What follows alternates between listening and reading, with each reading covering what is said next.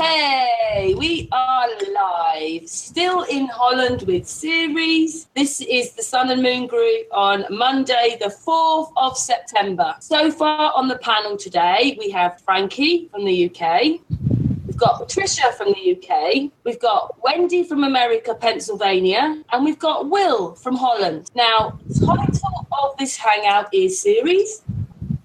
Spirit is child and master, man is mind. Frankie. Thank you, Karen. We've been wanting to do this hangout for so long, and it's going to be so different to what you guys are used to, but it needs to be done and it needs to be said. So tonight we're going to share with you some of our experiences of working with the energies. Some people call it spirituality. It's called all sorts, but to me it's working with the energies and the frequencies that we've got here, and we're just going to share our own experiences. It's so easy to do, and we're seeing so many people struggling, and this is all a part of all the toroidal fields and all the magnetic energies and everything else, and this is a big part of it, and we need to understand it and work together to learn what power we have to access all these energies and these frequencies to live an easier existence and help each other more. Isn't that right, Series?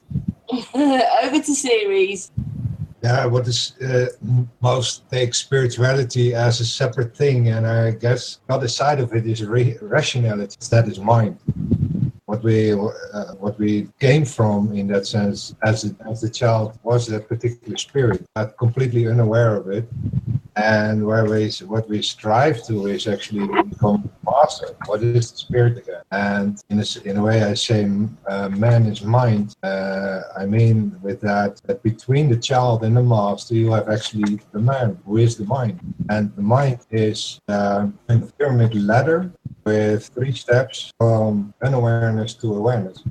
What is this? The master level of the spirit. And the difference between the child and the master is only that one is completely aware of and the other not. Because there is no difference. And through the system of society, in a sense, you start with that you have an outside forced yes. Like you do everything what your parents should tell you, and everything what the teachers tell you, and what your boss expects from you, and society expects from you. That's called the collective level, collective mindset. And in that part, you learn to kind of obey. But also, you almost make it sound like a religion. Religion is what the collective part actually makes use of. Religion makes use of the collective mind in the sense that they are the parent, as the state. They are the parent. They are there to take care of you. And out of there, many create a kind of traumatic experience because everything is forced outside and they never can decide for themselves in the sense of what is free will. Somewhere there was a free will given in that sense. How does that function within the collective level? It doesn't work there because you have always an authority outside of you what decides what to do. The ego is the second step in where you actually learn to say no from within against outside forced yes from either your parents, your teachers, your boss, and your society, in the sense that you no longer kind of fear what they think about you. But that's still no. And the third step is the collective step of the universal step of the yes from within. And it took me years to realize what that particular yes was. And I figured out there's only one thing what they control, in a sense, outside control, outside authority will never actually demand from you. And that is actually taking full utter your responsibility for your own freedom. The only way to actually have your freedom is by taking actual responsibility for it. Yeah, and becoming the author of your own life. In a sense, you want to seed, and freedom is the most fertile ground in where you can grow and plant yourself on that particular flower in life to actually be yourself. And then the next step is the master who is completely aware and fully lived and is eventually kind of in no need of what the mind is, and it is also the no-mind level. As Osho, for example, explains in one of his videos, how knowledge is actually a kind of glasses what you put on through where you look at reality, and that no-mind level is that you put off those glasses of knowledge and then actually use wisdom to see what things are for real instead of having a filter. Isn't that from like in that film They Live? It's called They Live. It's kind kind of the other way around. Because they put glasses on in that, didn't they? And they could see. We always have these glasses on because we are educated into how to live. Yeah. You know, for me, my experience with education is that they always teach you the hows, but never the why. And the whys are the main things, the key things, you know, are in information, in how you can actually relate anyhow. You learn the principles of it, actually use it to do something, no matter the idea you have. And that's where that particular creativity comes from. But then learning to be able to connect to these energies and using them to become the author of your own life is so important, isn't it? And it is so simple. I mean, so many people have said to me, you know, it's so simple to do, but you tell somebody and they go, no, that sounds too easy, that's not going to work. And it's just so easy. If you just be and just be kind. Simple, but what keeps people from actually realizing that it is so true? It's being at peace with yourself as well, isn't it? Yeah. You have to understand things, and then that helps you being at peace with yourself. Because we're left with the whys. Yeah, you never get across the whys. You have to figure it out yourself. In a sense, that is also that particular responsibility, what you already have. And it's all coming at different ages, isn't it? Because some people are waking up in their 20s, 30s, 40s, 50s, 60s, it goes on. So we're all waking up at different times in our lives. Yeah, and we've got the younger generation waking up. I mean, look at my granddaughter. She's only 8, and she blows me away with some of the things she says. You know, she's watched some of somebody's videos with the orbs in and everything else, and she knows exactly what they are. She's 8, you know, and it blows me away. I have learned that when you want to start helping other people, you have to get a what's it called? It's like an outburst of your anger and all your worries that is in your head. So you have to let it all out before you can help others. So you have to let it all out, give it a space, and like when you start helping people just from the start, you get they're having situations, and you're gonna confront it with your own situations, and then you're gonna bring it at home, which is so bad. So you have to let all your anger and whatever it's troubling in your mind, you have to let it out, give it a space before you actually start helping others. Yes. Swallowing it is kind of poisoning yourself. But there is something with anger and sad. They're the opposite in a way that you can't be anger and sad at the same time. You can only be sad or anger. And the art is to balance that in becoming as angry as you are sad. So you are in a rest point, so that you don't have to have an overflow of energy, in a sense, in both directions. So kind of if you feel the anger, just throw it out, but not necessarily towards the one you are angry about. Something personal of their own. Yeah, and it's being able to acknowledge as well, isn't it? It's being able to see the darkness and acknowledge that it's there. I think what it is, make it part of your life. I think what it is that I learned it as like a different way, that, you know, as a woman, usually women are quite emotional, but times have changed from when we were children to what people were like to what people are like today. So it would go, the only emotion everybody can show is anger. In reality, there are different emotions there, but we don't go. We go from one to the other. You know, we put everything into anger rather than realising what a lot of these things really are. That's what I mean. Did you get that? Rather the actual emotion. Yeah, it only comes out as anger now. But really, it's lots of different things that you now just think is anger. But it's not. A different emotion. But now we're just so channeled. I mean, everybody knows if you've not really woken up to flat Earth, it's like the living dead out there. Yeah. That's it. So, hopefully... So like what we always say.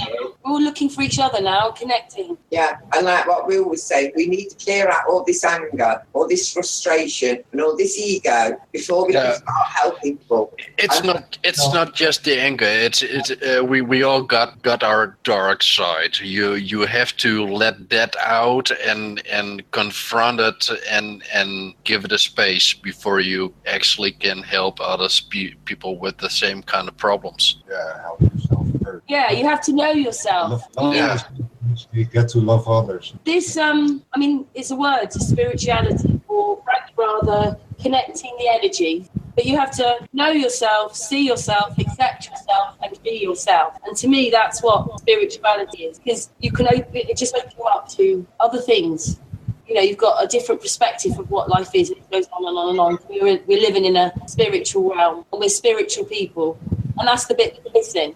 The awareness where we have actually a world full of masters. So far, I figured we have a world full of humans, no real adults taking what is actually utopian anarchy, where they are actually taking responsibility for themselves, so that nobody can actually control anything.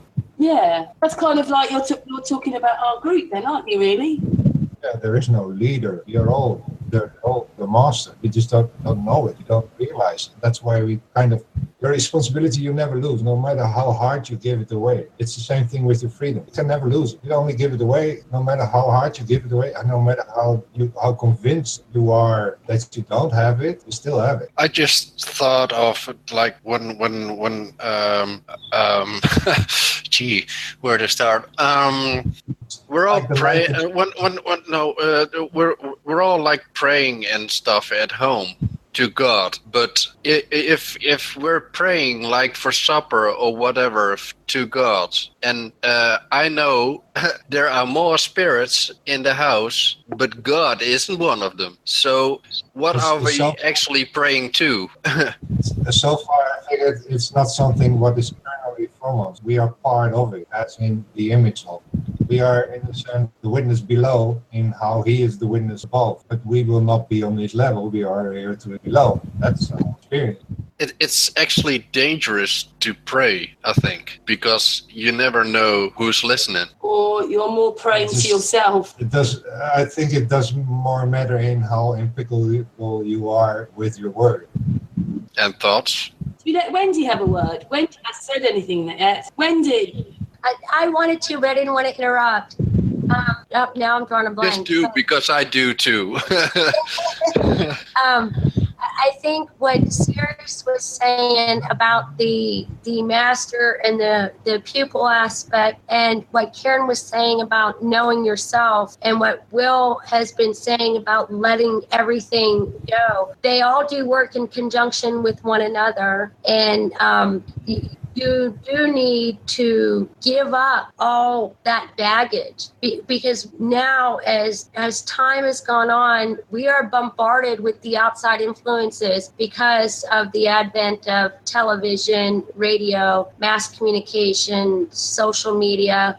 The images and the sounds, we will pick up on them, and then we will react to that. We will react to how our children are reacting to something that they experienced in school. And I think a lot of individuals, not everyone, but a lot, and maybe statistically women are more prone to do this, we will take on everybody else's issues and try to sort them. And kind of take responsibility for the mothers. Right. And we will push our own needs aside. But when we let go of what's external and know what's within, because when you do know thyself, you can heal thyself. And that has been medically, and the white coats have proven this time and time again. And the master and pupil aspect of it, where Will was just saying about other spirits or energies being around while you're focusing your internal energy towards your God.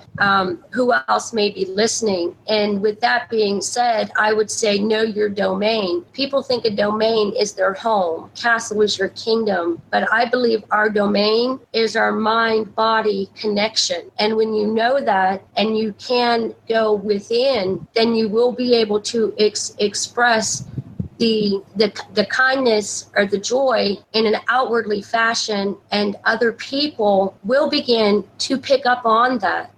Just like if a child is having their temper tantrum, and if you are hollering at them or giving them ultimatums or showing them aggression, instead of acknowledging, yes, they are feeling bad, and allowing them to have their moment, then show them the kindness. And again, this is a philosophy that I think needs to start early on, and it needs to start in the home, because once a child does get into the school system, that innocence, that creativity, that self-worth that they have as an individual and as part of the collective gets indoctrinated out of them, and it's done in a hammer situation. If you think about it, when you're small, boys and girls alike, they will, if they drop something, they'll pick it up and hug it and say, I'm sorry to this inanimate object. By the time they hit 5 or 6 years old, once they've been out into the world, that innocence and is that compassion completely is taken away from them. I'm sorry? Completely traumatized.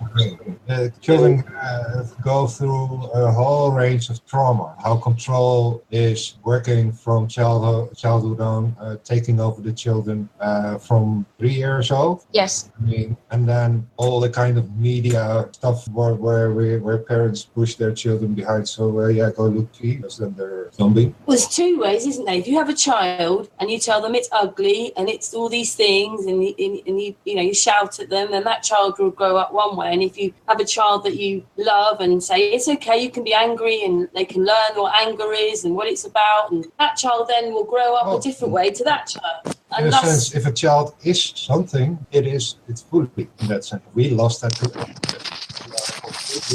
self-control, but in a fake way that we actually poison ourselves with our own emotion, completely in an ignorant state of supporting that whole system, what actually controls the program. Yeah, you actually realise that you treat yourself exactly like you're telling yourself. It's you. You're in control of yourself, so all your thoughts are yours. That didn't mean bad things didn't happen. It just means you don't.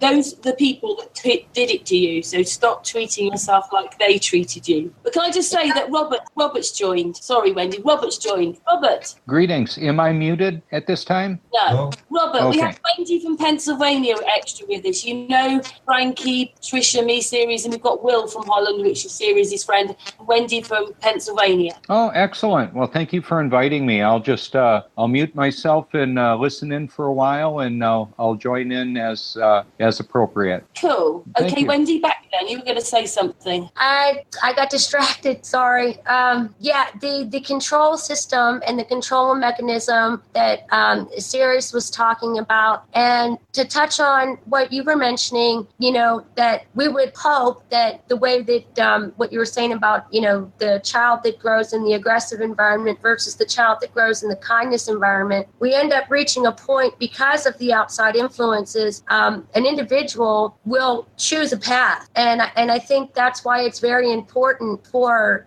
all of us to how do I want to put this so it does. I don't want to be overly politically correct, but I don't want to come off as sounding very nasty either. I think it's important for people when they see something being done wrong that not so much offends, but disgusts your sensibilities, and it concerns children. I think we have an obligation to speak up against that and to speak about it, because again, now we are seeing 2 and 3-year-olds being put in front of computers and tablets. They're being exposed to things that their minds are not capable of processing. And as a result of that, we end up with a detached society. And it's knocking the connection to the source out of them. It's distracting them completely. It's distracting them from the prime source, and the prime source is our nature. It is the sun, it is the moon, it is the earth beneath our feet. And I believe that our ancestors were keenly in tune to that. And it's been pushed out of all of us. And it's incredibly important, in my opinion, to not only bear your mind to get away from all that auxiliary energy that is baggage, but to bear yourself to all that nature is. And if that means that you push everything else, husbands, wives, children, for 5 minutes and strip yourself of your ego, of what's going on around you, dropping that dish, stubbing your toe, barefooted, go out there, scream at the top of your lungs to the sky, put your hand and touch that grass, touch that stream, touch that dirt, and just allow yourself to be. And when that happens, I mean, I can only speak from personal experience, but when that happens, something inside you connects, and it's very freeing. And I do believe that allows us to be better beings. Yeah, and then we bring it back with us, and we use it in our day-to-day life, and we can feel things, we can do things, we can heal people. I've helped heal people. I've helped take people's pain away. There's people in the chat now and watching this who know that I've helped them and I've healed them and I've helped take people's pain away. I'm not bragging. I'm not saying it's really dead good and I'm clever and look at me. I'm saying we have all got this power. If we connect, we can all help each other in this way. And people don't realise that this is what they're trying to hide from us, the power that we have. Yes. And what's unfortunate, I always like... if just real quick, if what's unfortunate is a negative connotation has been imposed upon the frequency and the healing potential of nature and ourselves through movements that people will call hippy-dippy or new age, when in fact that is a construct and that's a label and that's a term that outsiders give to these type of things, so they do have a negative connotation and people will shy away from it, when in reality it's there, it's available to us. Yeah, and it's just, I mean, we've heard it so many people have said this. It's like tuning into a radio station, and it really is. When you get to that point where you can feel these energies and you know and you can identify what you're feeling, you can tune into it, work it, use it, and move on. You've either helped somebody, helped the earth, helped yourself, or whatever. But you feel it, you connect, you do what you know is right to do because you feel what to do and you know what to do. Nobody's telling you what to do. You just know. When I was younger, I always felt like this way and my life was a bit different. And I suppose some people would say I was a bit hippie-like and all that kind of stuff. But I knew what it meant and this spiritual or spirituality side of life. But then when you get into flat earth, you understand it even more. And it's an even bigger thing than I thought before. It was big enough as it was, but it's even bigger now. Oh, yes, really big. A lot of people do struggle with that side of it, which is one reason probably why Frankie wanted to come on and talk about these things, to bring, maybe to get more of us talking about it or more of us understanding. It's not some weird new religion or anything. It's just always centered back to yourself. Yeah. It's a multi-generational cycle thing, but then you realise that they've been doing this for years to us, and it was all to keep us as downtrodden, never knowing who we were, where we were going, what we were doing, changing everything, lying. I mean, we're starting off at quite a dark place here, but some of us still believe, well, we connect, don't we, Frankie? We were talking about it the other day. Yeah. In a sense, we are always thinking we need actually authority to control such and such and such, but the only thing we actually need is our own responsibility taken. Yeah, because we all know what is the right thing to do. We all feel when we're doing something we shouldn't do, don't we? We all feel that. We all know. Even if you want to go, no, I don't. You do. You feel it. In here, you feel it. And if you work with what you're feeling... If we would allow one or two or the rest of the generations actually to not educate, but to let them be who they are, then... And they're still creating new rules every day, and new rules and new rules. Another rule. Yeah, and people confuse education with knowledge. Lies, you mean? Yeah. Education is indoctrination. Education is only the how, so that you can function as the slave. Yeah, there's lots of those work in the society to people get out there. to be hooked to the system. I mean, it starts when you got born and you have to, your dad have to what is it? Sign up somewhere as a child to be part of your family. I mean, as soon as that happens, you got a registration number. You're hooked. It's gone, freedom. Bye. Yeah. You're already sold off as a slave. As soon as the state has the papers, they already have 500,000. Oh yeah, because else everybody was allowed to live where the heck they want and do what the heck they want, and they don't want that. So yeah. Or is that actually give the family that 500,000 so the child can actually have a life? It will pay it back for his life, this family. but it won't be. I mean, one of the biggest mistakes ever made, or a very smart thing to do for the government, is to hook up the US dollar to the oil price. I mean, soon as they did that, they knew they had to at least do that for a very, very long time. So, yeah, kind of stupid. Yeah, and then to realize that we already have for more than 100 years capabilities of time. They got clean energy and stuff. Yeah, and then finding out that all the history is a lie as well, and the pyramid people were another set of people, or the ones that made them, and then it just goes on forever. All the alternatives were actually the original. Robert. Where's Robert gone? Maybe he doesn't realize he's muted still. Robert, do you realise you're muted still? Oh, well, maybe he's gone to get a drink. Yeah, but I suppose when we're talking about this, I could ask you, Frankie, what does this mean to you? This, you like to put it, connecting with energies. What does it mean for you in your life? Ask everybody. Frankie stepped away for a moment. Okay, I'll ask you then, Wendy. Okay. Did you wanted to know what spirituality or the energy means in my life? I would always have called it spirituality, but Frankie likes calling it connecting with the energies. Yeah.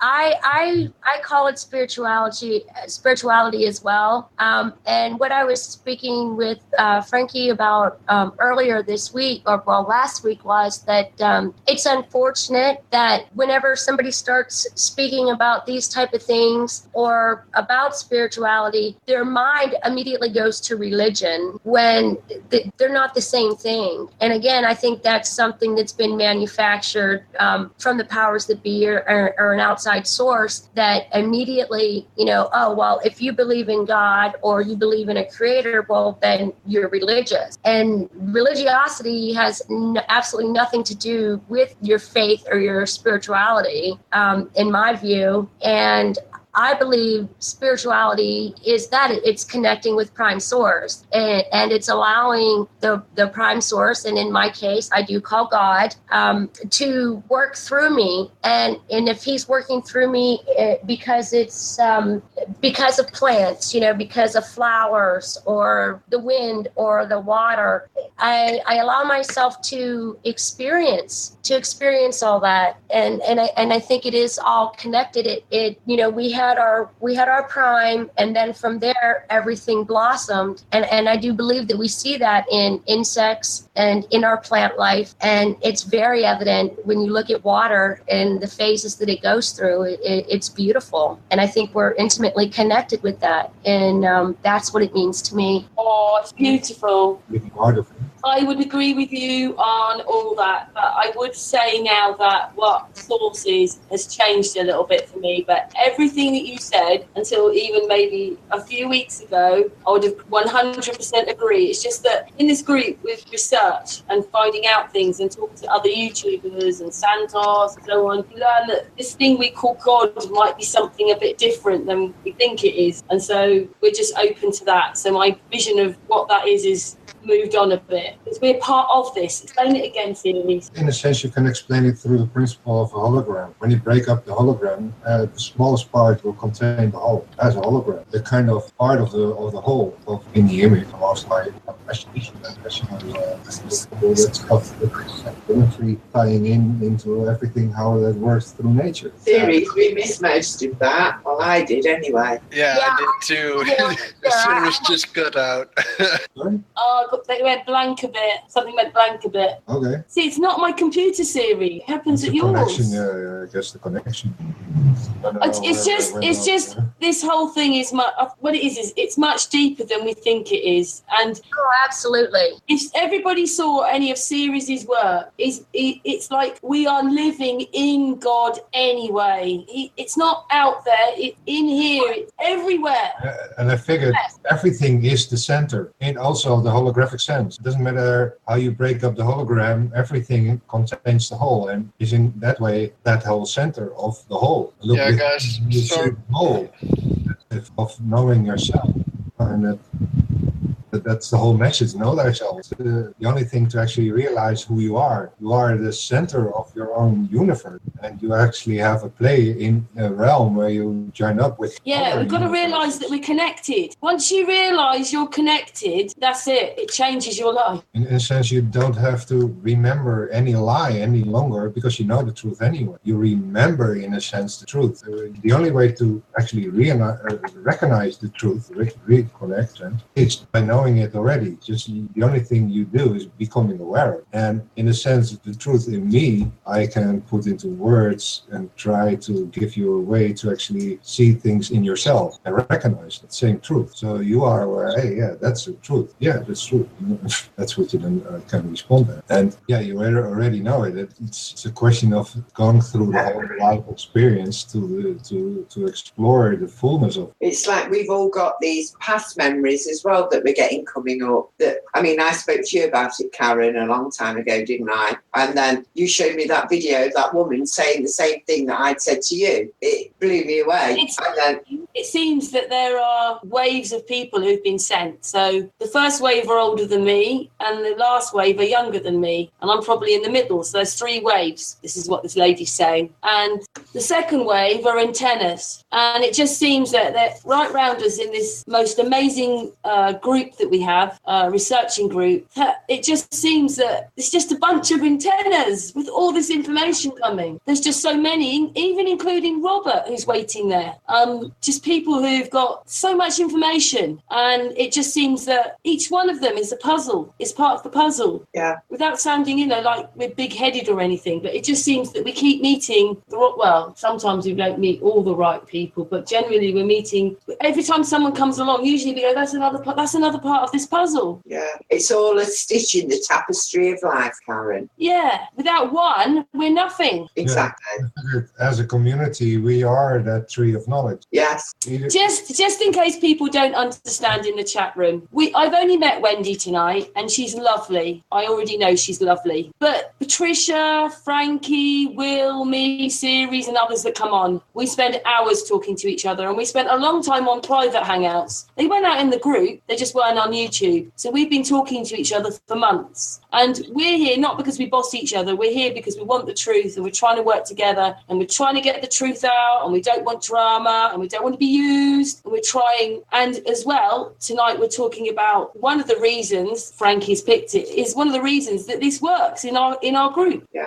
Because this is what's here, because we respect each other, because we like each other, because we work together, because we somehow know our role and what to do. And we have a connection. And we have a connection. Not just to each other, but a connection to all that is, whatever it is. We seem to have a connection that we have all these experiences and these happenings and this thing, these light bulbs go on, and it all works and it all connects. And while this is happening, we've got to just keep going forward. But this is such a big, important part of everything. And people seem to poo-poo it and say, no, it's no good, and it's all a load of mumbo-jumbo, and let's all sit in a circle singing Kumbaya. Well, take it, let them change it, let's try and submerge it, let's make fun of them. Yeah. I feel like Dr. No with my cat. Let's use them.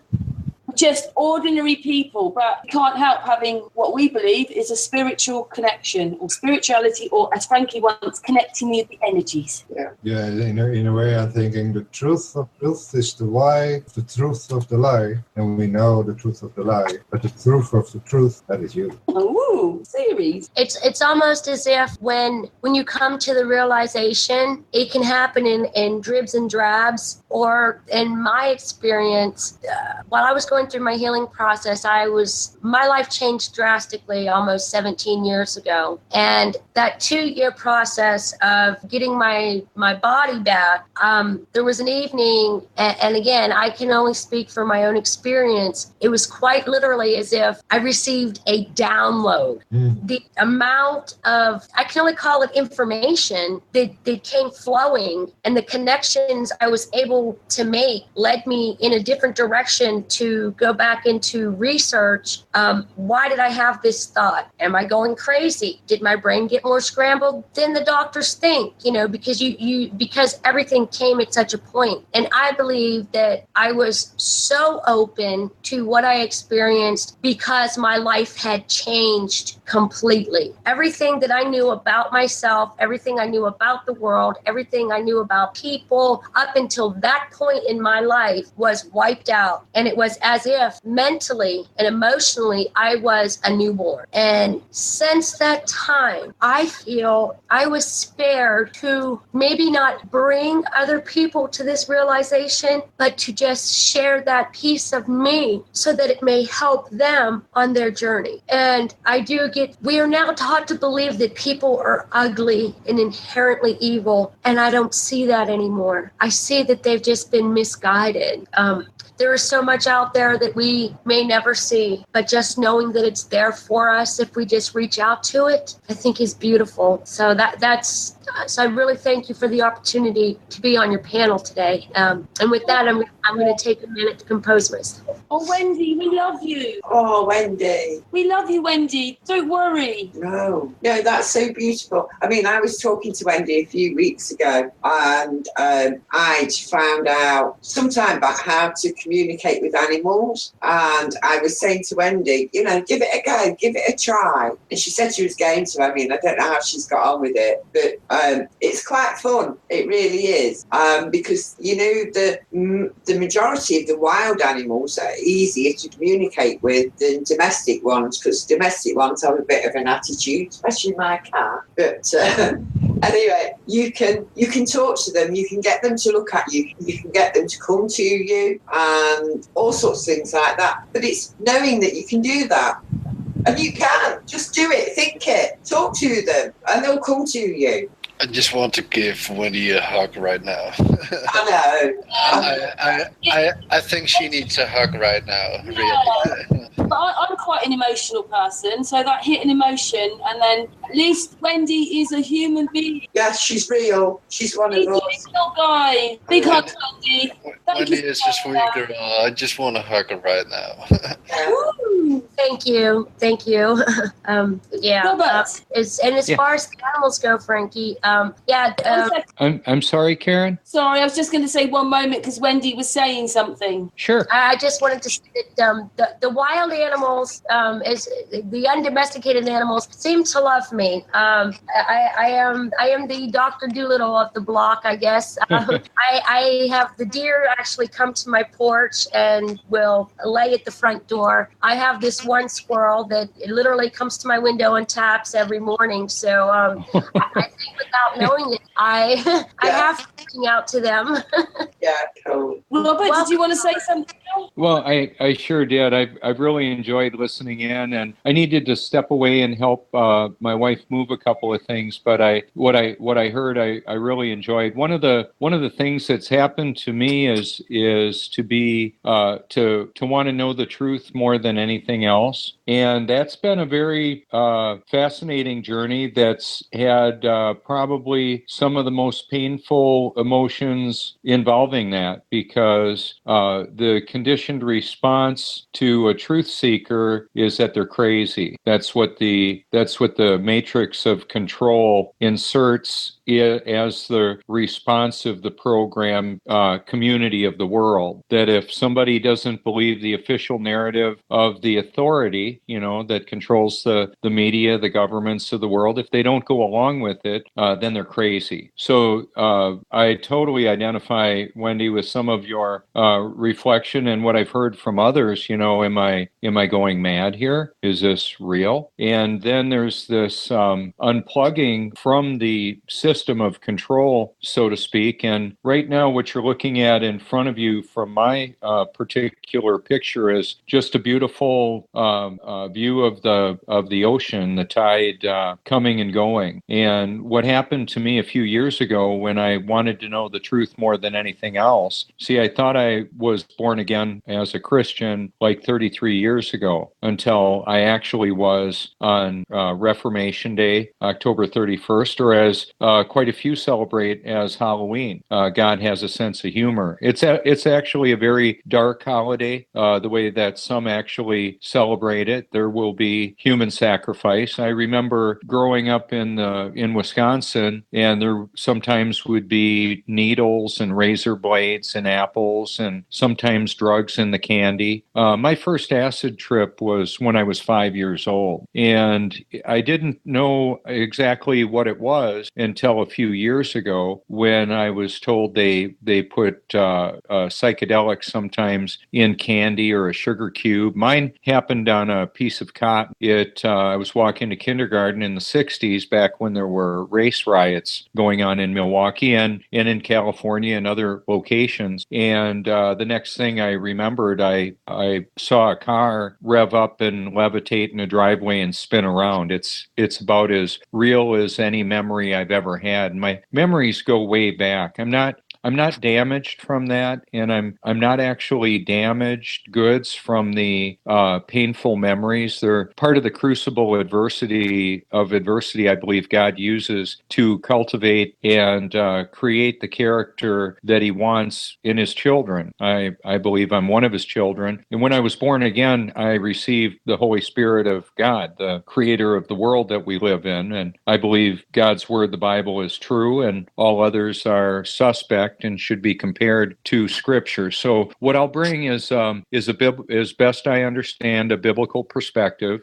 Quite a bit of what I'll do is broadcast the Bible live. I've got a lot of content like that where I've merged a direct link between an audio Bible and the beauty of the ocean and other scenery, but mostly the ocean. And what's happened in that, being out in the...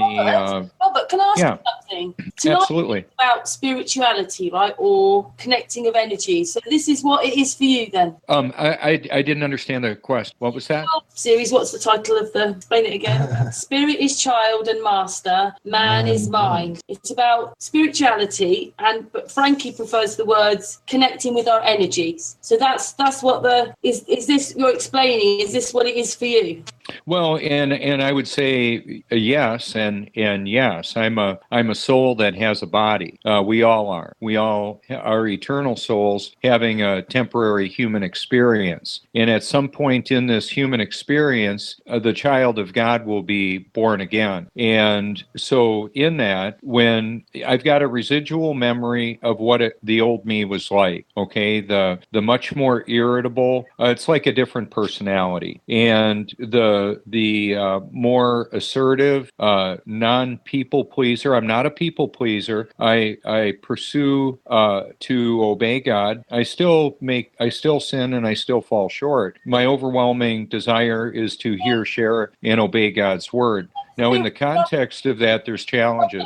But what does reality mean for you then? What does reality? Spirituality. What does it mean for you then? Well, spirituality means that what I am now is different than I was originally born with. What I was originally born with was a biological interface with this dimension that we call life in this realm, in this life experience where we can hug one another, pray with one another, talk to one another, or be angry and rude and hateful. All that range of emotions can come out with voice inflections, and we have an exchange of thought, idea, emotion, concern, and in seeking the truth, regardless of where it leads, it provides a very unusual experience in that the majority of the humanity around us is not going to be applauding our pursuit of the truth. Have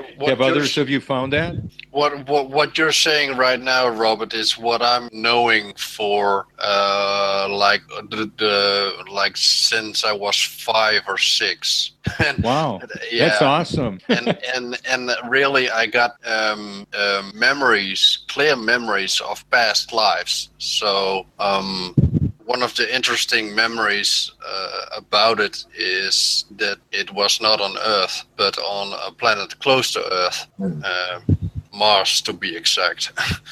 So I got memories of being some kind of priest on Mars and was not happy about the things going on, and I was killed for it. So that's one of the things that I remember. Wow, and that's a bit different than the perspective that I would hold to. Mine is not like a bunch of past lives. I remember what the old me in comparison to the new me. So it's a before and after being born again. So that would be the perspective that I hold, and I understand more clearly when somebody said, "Well, that's your truth, and this is my truth. We all have our own truth." Well, there's truth. And then there's the everybody's perception of what they believe the truth to be, and so it is a bit subjective and interesting. We all have our own perspective. A simple example of perspective would be some of the photography I do. I did a video earlier this week that shows a dog sitting on the beach, and I walked around the dog and just featured him, and he sat there. His name's Gilligan, and you can see how his shadow and reflection followed the camera, which is you, the eye of the observer. Now, with that, as you're watching that or something that we're looking at together, we have our own experiences that shape how we feel about what we're looking at. So I'm not saying that what you said is wrong. It certainly is a different perspective than I have. And part of what I've kind of found out is that some of my experiences have been, they've been in altered states. You know, I used to do psychedelics at different times, and it was pretty interesting. And so spirituality, I believe, in the pursuit of truth is a very important part of that. And I very much believe that our society as a whole is being programmed by the authority that views their right to rule over humanity. Like the example series you were talking about with signing, or I know you confirmed it, series, when somebody is born and then the paperwork is signed, actually a straw man is created. I don't know if you all have heard about that, but there's a legal you and a physical you, and they're not exactly the same. And then we're basically created as a debt slave of sorts. The authority that's basically ruling this world under the sovereign control of God is allowed quite a bit of license to do some pretty wicked things. Charging exorbitant usury on the service of finances is one of them, but then there's a contamination of the food, water, and air, the atmosphere. Part of the growth in spirituality is being able to say, okay, I know that that's a bad thing that I shouldn't be doing. Well, I don't want to do it anymore. And then having the ability, the power to say no. It's not an ability that I had in and of myself. My old nature was much more addictive and compulsive, and if a little felt good, a lot felt better. I'm really like glad an extremist. What's that? I'm really glad then that spirituality has made you a better person, Robert. Oh, absolutely. Well, yeah, and we're all spiritual beings. That's what I also explained with the title. With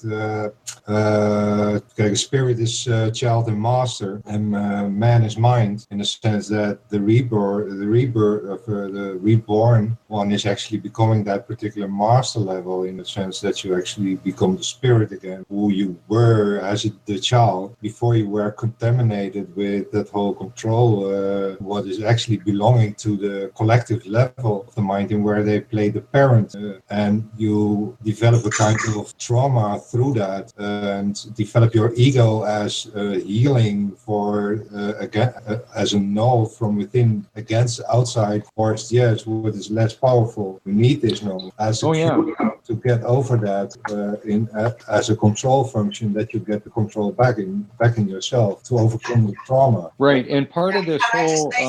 Hang on, can I just say something? Can I go back to what Will said about memories that we all have that we think are perhaps just nothing, but then as we grow, we learn to realise they are something. Well, I'll share a memory with you, which I don't mind sharing now, because I know that there's quite a lot of other people that have got this same memory as well. well, but I have a memory of riding on a dragon's back. I know it sounds crazy, but I've got this memory of riding on the back of a dragon and flying through the air, and it's just there. It is a memory, you know, and other people have this memory as well. I have dreamt it once, but it was so intense that I actually still remember the whole dream. I can, in a split second, I see the whole scene again. And, I've got a memory of levitation, and there's this love that I know that's there that isn't here. Well, it is here, but it's always there. You know what it is there. It's not the same here. Yeah. Because it's not in everybody, but there it's in everything. Yeah, and that other memory I have where there's a group of us that are all going, yes, I'll go.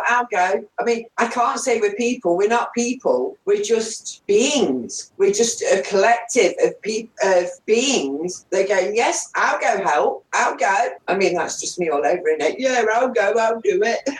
The great thing about dreams is that I have discovered how to control them. And I have seen my soul, and it's not my body. It's something different. It's undescribable. It's big, huge. But as soon as I go to bed and fall asleep, as soon as I go into a dream, best thing to do for me is for me to take control is to lie to a logical question. For example, somebody you pass in a dream, somebody walks by who asks you a question or say something. The moment you realize that person says something to you, you think and give a totally different answer, and then the whole dream just gets weird. And soon as it gets weird, you take control, or at least I take control. I know how to do that in my dream. Take control. Soon as I go into a mirror, look myself into a mirror, I don't see myself as a face. I see my soul. I see the real me, and that's just incredible. Yeah, and do you notice the different rule sets between the dream world and the astral world, or whatever people want to call it, and our reality now? There's different rule sets in both of them. Oh yeah, totally. Because as soon as you hit the dream, God. As soon as you yeah, I know what you mean. Yeah. Soon as you get in, you're not linear anymore. Does that make sense? Yeah, everything. It's kind of I have many dreams in the sense that you get into a dream, you step out of a door, you're in another scene, completely other dream. Yeah, we're in a different game. Yeah, and I can do pretty much what I want, and I can go forth and backwards in life, and just what I have already seen and experienced just happen again, and I can fly. I can do what I want. Yeah, and that's a pretty amazing aspect. I believe it's a dynamic that God created into our human experience. One of the, from what I understand, the powerful psychedelic chemicals that's released in the brain during a lucid dream is DMT, where we're actually, you can buy, it's illegal, it's a controlled substance. However, it occurs naturally in the body that's properly nourished and isn't so toxic with a lot of the toxins in the food and the water and the air. We reach kind of what I believe is like a saturation point where we don't function quite as well as we could. So I reduce a lot of the toxins in my body by using baking soda for tooth cleaning and body cleansing, and coconut oil to keep the skin. It's like a body glove, and I give myself a deep tissue dermal massage after I shower in the morning. And the skin is one of the largest organs of the body, and it assimilates toxins when they're present, or healthy nutrients when they're present. And the sun provides a release of vitamin D. I like to put my highly purified water in the sunshine. It'll actually expand the volume of water. I don't know if it's just by raising the temperature, but in a gallon of water to go from 70 to out in the warm sun, about an ounce or so will go up over the top of the jug. It's not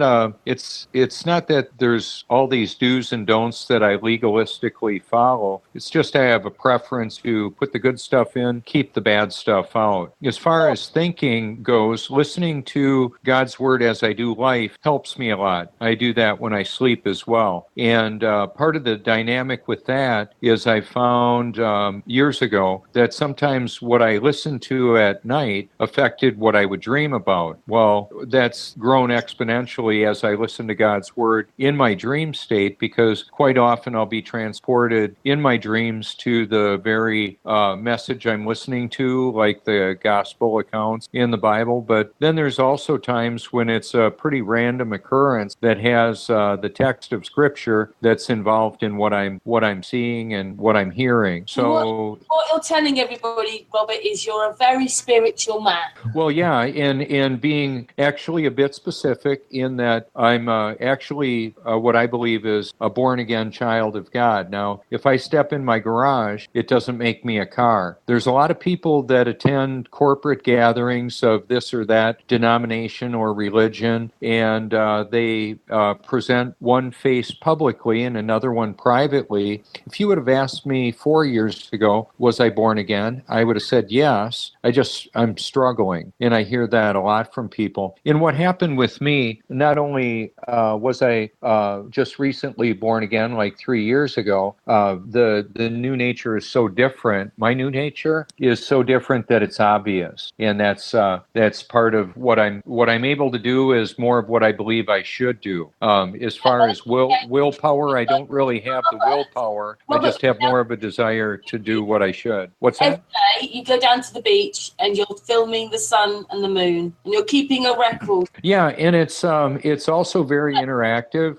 On reality tonight, Robert. We've got to stick to our subject here. Yeah, well, and it is. Robert's coming back in a few days, and he can talk about his photography then, because he's coming back to talk on Wednesday, isn't it? Yeah, yeah. Well, I'm going to stay on topic. Right in the middle of shot there is a little family walking out on the beach, and what ends up happening as I do what I do, people come up to me and I interact with them, and it's an exchange of quite often thought and maybe just an exchange of a smile, a wave, a friendly greeting. That actually has some value to it. We don't really, as I go to the same beach that you're looking at right now, I've seen people that have since transitioned. They've died, and then I'll see the partner continually come out to that beach, and I'll see the families come out and the shattered lives and all of that.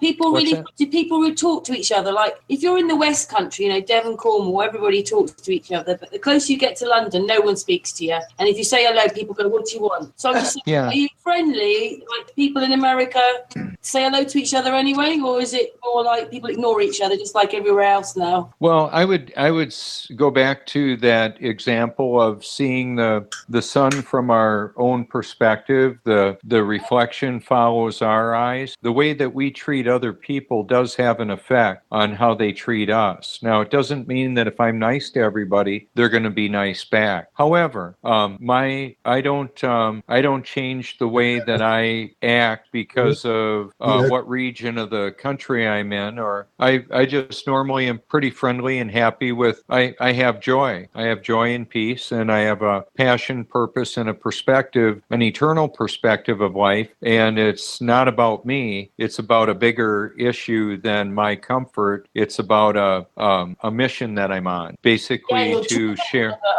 Like most flat earthers, we're driven. Oh yeah, we're driven to. Can I just 1 second? Can I ask Patricia? Patricia, what do you feel? What does it mean to you? Because we haven't asked Patricia yet. Hiya. Hello, I don't know where to start really. It's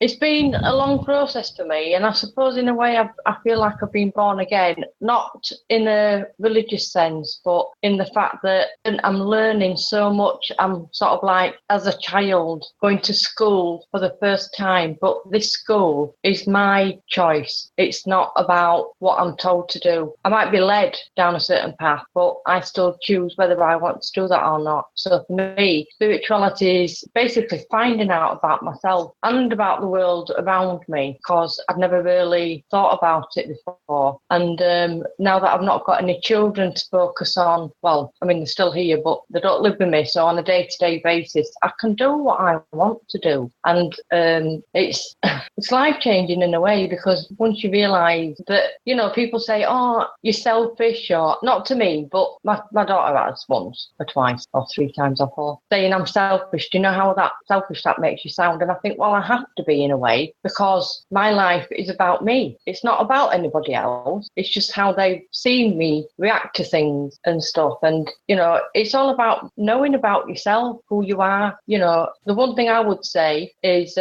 about ego. I don't think I'd really thought about having an ego, but sometimes when you say to yourself, right, I'm not going to be like that anymore, that's when you get bombarded with stuff and you're like, no, I don't want this, you know, just leave me alone, I'm trying to get rid of this. But it creeps up with even more for you to deal with. You know, like some days I might think, do you know, if I died tomorrow, nobody'd miss me. And I go, Pat, stop saying that to yourself. You know, Some they will also miss say you. karma is a bitch and ego is his son.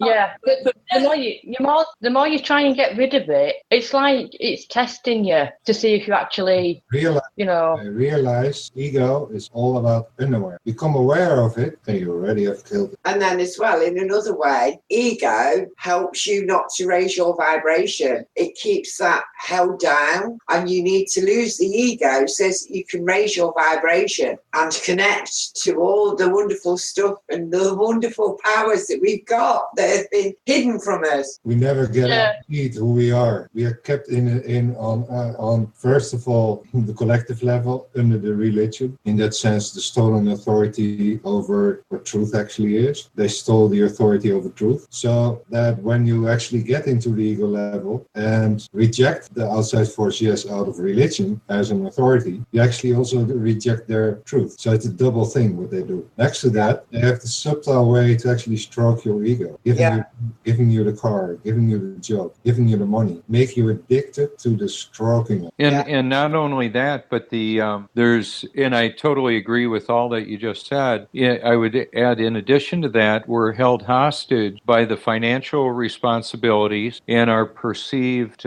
need for those, and how they can be withdrawn if we don't go along with the official narrative. But Robert, in other words, you know, the financial side of it doesn't come into it. You know, when you are actually being, everything comes to you. There's people now watching this who will go, yes, I totally agree with you. What you need comes to you when you're right, when you're being, when you're helping others. It just comes to you. You don't need to ask for it. It just appears. Yeah, and part of the dynamic of that is that sometimes the challenges and difficulties are part of the experience to help us grow into a spiritual maturity. My life is, I have joy in my life not because of my circumstances, it's because of my identity and who I am in Christ. I'm one of his children, and he lives in and through me, so I enjoy the life that he's given me, and so that's quite largely different. My life before this was largely based on, am I happy or sad, based on circumstances and what I do or don't do. Now it's more of just who I am and whose I am, that I derive my value from. It's totally a different paradigm, totally a different perspective. And the powers that be are not interested in cultivating that type of freedom. They lose control over the people that that are not afraid of them. It's kind of What? like what we're giving in, what they've done to us is given us a thought. I know we're supposed to be talking about spirituality, but they've actually dumped us into some kind of communism. That's what this is, because we're slaves to debt. We are looking at false gods. That's what they've got us to, football stars and things like that. We drink alcohol now. We're supposed to be drinking water. We don't care about the land. We should be having our feet on the... Everything is wrong. They're numbing us down. They're making sure we watch the television and picking up these subtle messages. We're not connecting enough as people. We're not talking to each other. We don't understand each other anymore. And it just goes on and on and on and on. It's a form of communism to do this to us. Because when you wake up and you realise how different it is, how different it all is. Well, yeah, and then... Karen, you've also got people going, I know how this works, and saying all the right words, but not actually living it. They know the words to say, they know how it works because they've read it or they understand it, but they're not actually putting it into their lives, and they're going forward and going, well, why isn't this working for me then? I know all this, but they're not actually doing it. You have to do it. Yeah, and in fact, Patricia, that is very much the experience where I thought I was born again until I actually was. And when I was, I actually unplugged from much of the control matrix of the television, and then not really caring what other people think so much. I mean, I care to a certain extent. I'm just not going to choreograph my behavior based on somebody else's perceived view of what I should be like. And that's how does that affect spirituality? Well, it's learning to be who I am in Christ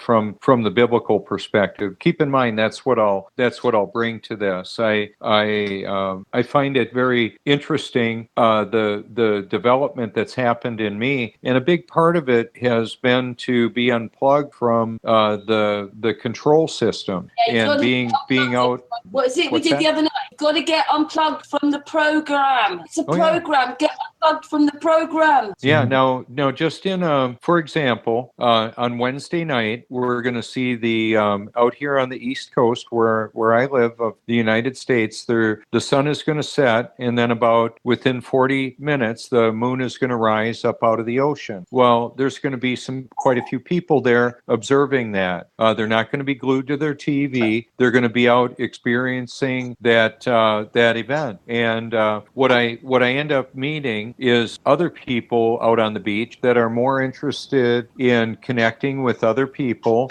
and with nature, and don't need the digital distraction of so much of what is contaminating humanity. Now, earlier in this broadcast, I heard it said that the young children don't process the digital input. Well, I would say, in fact, they do. I'm not trying to be contrary. We actually utilize that digital babysitting tool as I was struggling with life and so forth. It was very convenient to put the children in front of the TV and put on what we thought was wholesome digital input for them to look at. On that video, it looks like there's two light sources, doesn't there? Look, on his video. Oh, yeah. Yeah, well, in that, there's but it's there. Well, yeah, anyway, yeah.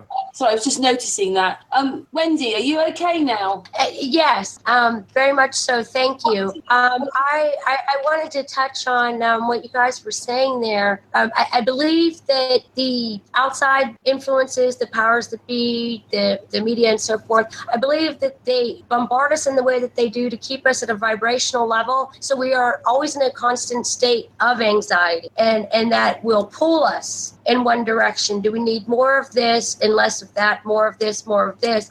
I think sometimes that what it does, it puts us in a state that when we want to reach out, for lack of a better term, help, we are not going within and going to our neighbors or our family, but it pulls us into wanting to go outside of ourselves and outside of our community into, say, a more industrial or government scenario, like if the finances are low, the first response nowadays is not necessarily how can I cut back and how can I provide. It's like, okay, I need to go apply for assistance, or I need to go get another job type of a thing. processing, and to touch on what I meant with the children not being able to process. I'm talking about them not being able to fully process and understand the subsequent images that are commingled with their programming. Say, for example, you're watching a Sesame Street. Even now with a Sesame Street or a PBS type children's program, they are putting in adult scenarios, adult situations, as far as what politically correct is called an alternative lifestyle. They're just trying to break up everything, break up what families, they don't want families. They want you to think yourself as useless. It's not about coming together. It's all about breaking it up and making it separate. Exactly. Wendy, when you mentioned that, I understand more of what you meant. I agree with that. Not only do I agree with that, I'm going to expand that a little bit and say that happened to us as well. It happened to me as an adult. I was being programmed with adult programming, and our children were being programmed with their level of programming, and they work in concert together for an overall controlling of the population of the world with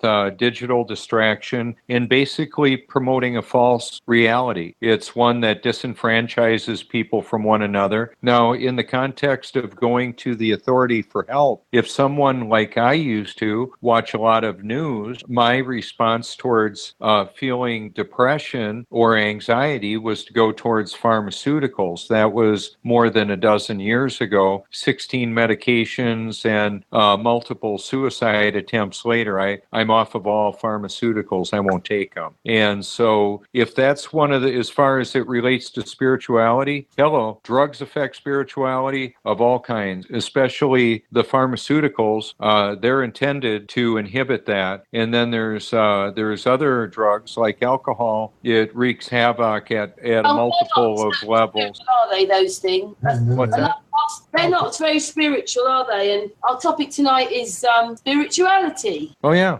Well, the drug pharmakia is the root word for drug, and it's a sorcery or a witchcraft largely, and it at least that's how the biblical perspective of it is. Now, spirits largely, alcohol is quite often referred to as spirits, and I'm not saying a glass of wine is necessarily a problem. However, a glass of vodka for breakfast is going to provide a whole different experience for the individual that may be addicted to a lot of alcohol through the day. That was me. Well, I don't want that anymore. So the spirits that I entertain, or that I be filled with the Spirit of God and not drunk with wine, is what the Bible says. That's my experience now. I remember what it was like, the old me and now the new me. I'm very glad to hear that, Robert, because really I lost too many good friends just because of alcohol and just because of cheap alcohol. I mean, if you go to the store, you can get for like $2 or €2 cheap wine and stuff and garbage, and people get drunk and get moody and stuff, and just it's a door for demons. Yeah, I just lost too many friends. Inwards or outwards on alcohol. Wow.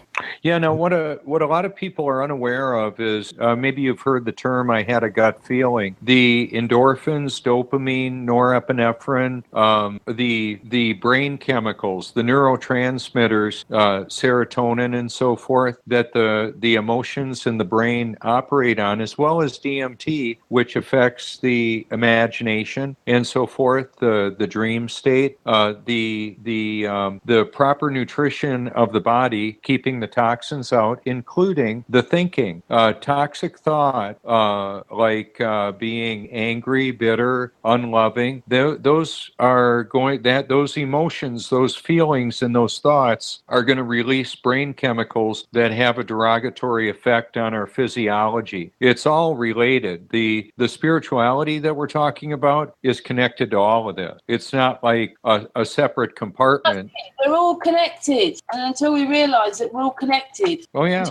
just along the way that, more people through our channel, through seeing the friends we have on as our guests and the group, and the fact that, we're all separate people. We've got slightly different versions of what we believe things are, but we can all come together and talk about this as a family. Exactly. Agree, Frankie? Thank you, Robert. Frankie? Oh, you're welcome.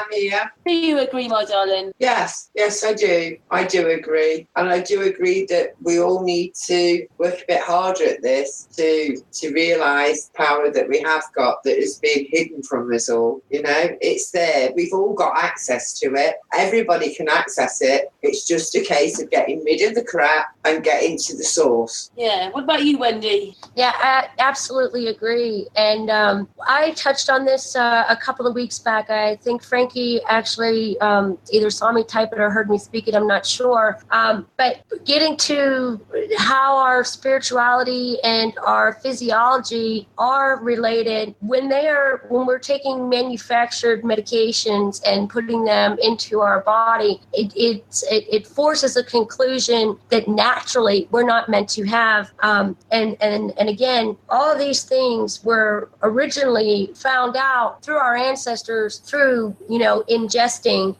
or topically applying plant life. And that is another topic for another day. And it is intimately related. I do believe that myself as well.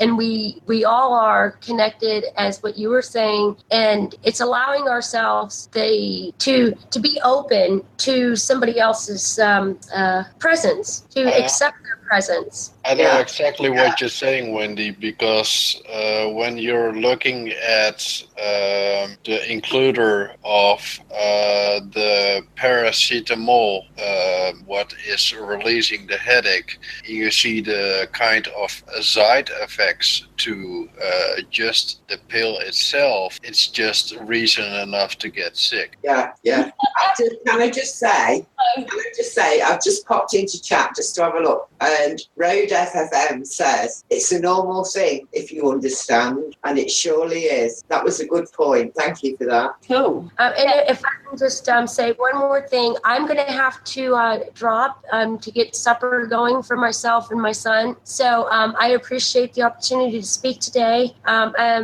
If you'd ever like to have me again, please, by all means, let me know. You're getting hungry with me eating the chips. It's 5:30 p.m. my time, so it's actually a little bit past when I normally eat my dinner. But I do like to keep on a schedule, because our bodies do process food and all that type of thing. And the later in the evening that it gets, the worse I'll feel in the morning. So thank you all very much. Thanks for coming on. So much. First time we've met her, isn't it? And it was a bit emotional for you today, but that's okay. Wendy's a lovely lady, I can already tell, and we'd love to have you back. Thank you. See you again, Wendy. Have a good one. Thank you, Wendy. It was nice to meet you today. Thank you, Wendy. I really appreciate you coming. Wait a second. He's crocheting. That's what I did. One moment. Yeah. Well, I've got this one that I was working on for a little hoodie, but now you got to see this one. 2 crocheters here. 3, Karen. I do as well. Frankie, and you as well. Excuse me, I'm going to have a crisp now. I'm getting hungry soon. Oh, you look, series. Wow. Wow, that's beautiful. It is. Oh, It's going to be a blanket for my mother. Oh, that's lovely. And with what needle do you do that? This one is being done with an H, which is an 8 hook, and but I can use all the way up. I think it's an I that's about this big around, and I'll make scarves with them. I made a hoodie for my niece, so yeah, it's how I connect. It's the way I relax. Yeah. Wow, that's wonderful. A lot of meditation goes into this. Yeah. It's amazing. It's so nice to know that there's somebody else there. It's beautiful. Looks like you're making a mandala. Yeah, it's a flower of life pattern. Everything is triangles. It's beautiful. yeah, series is making that for me. Aw, that's lovely. And the amount of love that goes into our fiber when we create like that. That's a topic I could go on for hours about fiber art like too. You're having a crocheting hangout. Crocheting with Wendy. with wedding series. The Fiber Hangout group. Say that Stan's joined us. Hello, Stan. You guys have a great evening, and I'll talk to you later. Thank you, Wendy. Bye-bye. Bye-bye. Wendy, Bye. Bye. bye, Wendy. Wendy's leaving. Stan has come on. Hi. Hello, Stan. I'm a little bit late to the party, but I'm here. That's okay, my darling. Do you know Frankie? I'm unsure. I don't think so. We have spoken a few times. Oh, yeah, we have spoke, yeah. Yeah, Patricia, you know Stan, don't you? there you go, that's me. I ain't got a camera rigged Yeah. up on this one. I know Stan. Hi. And Stan, we have Robert. I think you've met Stan the Robert. man. Yeah, I've met Robert. And we have Will from Holland. I will. And look, Stan, can you see I'm sitting next to Series? Yeah, I know, that's cool. Hi. Hey, Stan. I'm just literally one street away from Sirius and Karen right now. Yeah. Oh, nice. Up in here. You're having a little meet up then. Holland meet up. I like it. Could have done it. Well, we'll come back again. Then you have to by then. Have a meet up. Anyway. Otherwise, probably Amsterdam next year. Oh, that sounds good. Very Oh yeah, Gary. A convention in Holland. So what it's going to be is a flat Earth convention in Holland. A flat earth smoke. Anyway, Stan, Series is going to read you the title of the hangout. Spirit is child and master, and man is man. So it wasn't we weren't going to be doing research tonight, although I'd like you to come back later in the week and do that with Robert. But it was more about what like spirituality meant to you, or connecting with the energies. What does it mean to you, Stan? Well, I think if you're a flat earther, you got to be some way in tune with what's, your consciousness and everything. You ain't on this path if you're not conscious.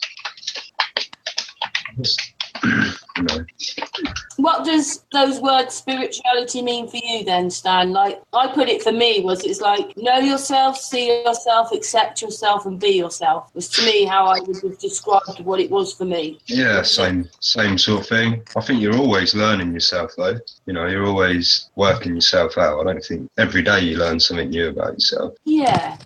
So yeah, I think it's unlocking your soul basically, unlocking your locked thoughts and That's like a crystal, isn't it though? Yeah, there's a lot. Yeah, I think if like I say, if you're on this trip, you are conscious and you are thinking. I think that's the main thing. Well, I had a book and it said, if you're still alive, your mission on Earth is not over. That's what I always say to people. They go, how are you? I'm like, well, I'm still here, Yeah. I'm still here. Don't know where here is, but I'm here. I don't know. I am. It's gonna be on my grave title. Don't touch my stuff. I'll be right back. Yeah, you never know though. You might be. Like people have got stories of reincarnation and stuff, haven't they? So who knows what happens really? I used to believe in that, but because my Welsh family are mediums or spiritual churches, and there's something in me. It's in my mother. It's in my daughter. But whenever I've ever been near a medium, the medium never says the other people come back. I've never heard a medium say that some member of your family is reincarnated here. I've never heard that. I only realised that about a year ago. It's because they don't know. Well, when I was a kid, I was on holiday with my mum and dad. I was only a small kid. I don't tell everyone this. You're probably going to think I'm nuts, but I went running off down the road and they were chasing me, and I went running into the shop, and when I got in the shop I told them all how the shop used to be. I told them that it used to be a bread shop and there used to be bread ovens here and this and that, and there was a courtyard outside where I used to play with my toys and everything, and I was only about 4 years old, and the woman who owned the shop said to my mum, she said, has he been here before? And they said no, it's our first time here, like we're on holiday. Well, what he's telling you is spot on. There used to be a bread oven there used to be a courtyard, blah blah blah. I can't remember it, but this was down in Kent somewhere. Well, it's true that babies, kids who get born, they are very spiritual to the other side still, and get connected till about 5-6 years of age. And if they don't practice what they can, they will lose it. They will forget it. Well, I was probably told, stop being silly. You don't know what you're on about. Oh, you're called that, aren't you? Yeah. So yeah, I like that's like gospel. My mum would tell you the same, and my dad. and they'd tell you exactly the same thing. But yeah, I went running off, went into the shop. Yeah, this is that, that's that, blah, blah, blah. And I was right, but I've never been there, not in this life. I think I know how Stan feels as well, because Stan has a 360-degree camera, which Robert should get one. And now Stan realises that the skies are a rainbow, so it can't get much sort of, what's the word? It's not worse, but what's another word? It can't get more... Surreal. Yeah, than that. Can it? Well, I don't know yet. Might be. Oh, no. That's the one thing I'll never say, like, oh yeah, that's definitely that, because I don't bloody know now. Do you know what I mean? Not until I know, then that's when I know. Not more, is there? Not more.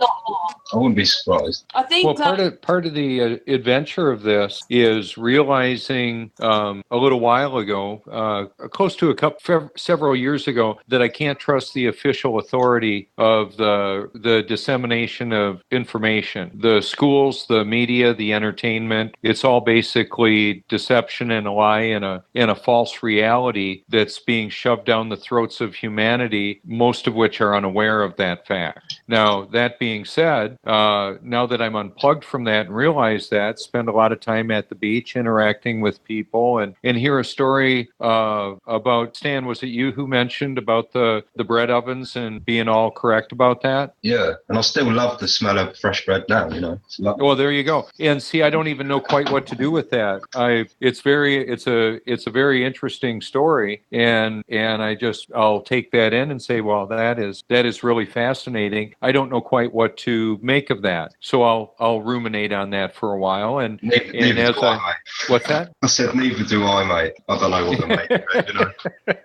Yeah, how does that actually work? What just happened there? And that's part of the mystery of life. As we go through this life, how do we what are we going to discover today? How things work. Now, what's really interesting too is the development of our character when we realize we know the truth that we're not on a spinning globe and people treat us like crazy people. And at first I was rather timid about that. Now I just look at them and I feel a bit sorry for them that they're so deceived, and by irony and paradox they don't know they're deceived. That's just the way that works. So, for us to be benevolent or kind and say, well, have you really looked into this? And, and it's a very interesting dynamic. It exposes a bit more of what kind of people we are, not just us individually, but those around us, in how we treat one another. And it's, this is fascinating. On a completely unrelated, but I just wanted to toss this out there. I had somebody be extremely rude to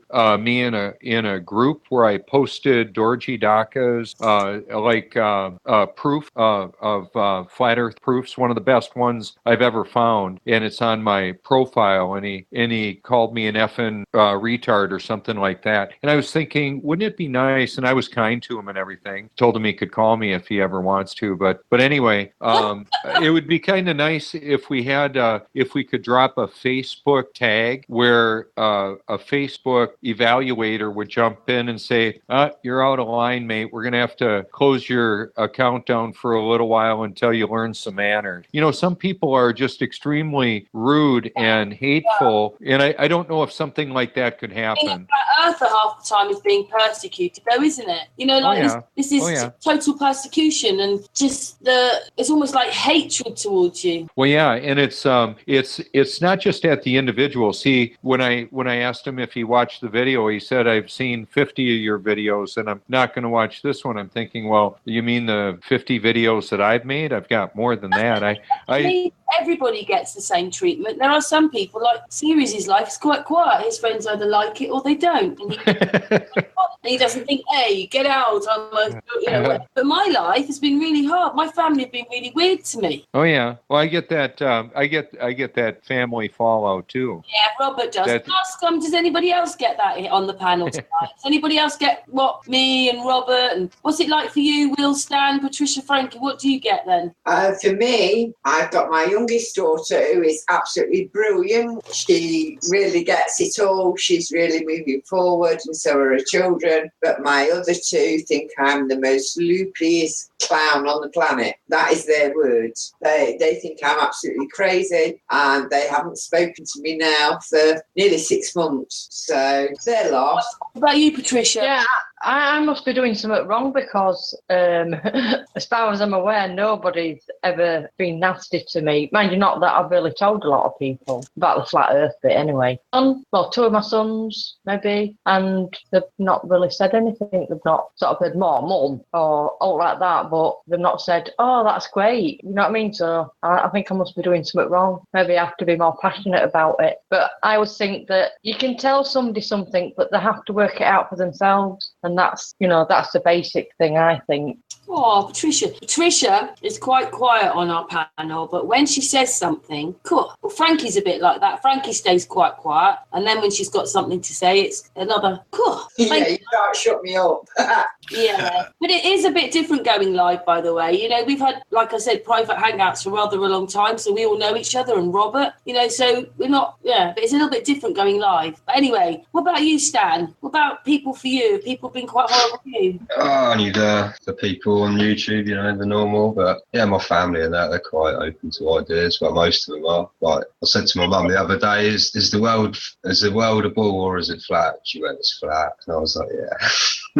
You know, my brother used to give me a hard time up until I sort of proved it to him, and then now he's flat. You know, I think that's the thing. As soon as they see it from themselves, they will wake up. You know, it's up until that point though when they don't. You know, they're just closed-minded. They won't look at it. I've got a mate that, you know, my best mate. I won't be able to even bring it up with him.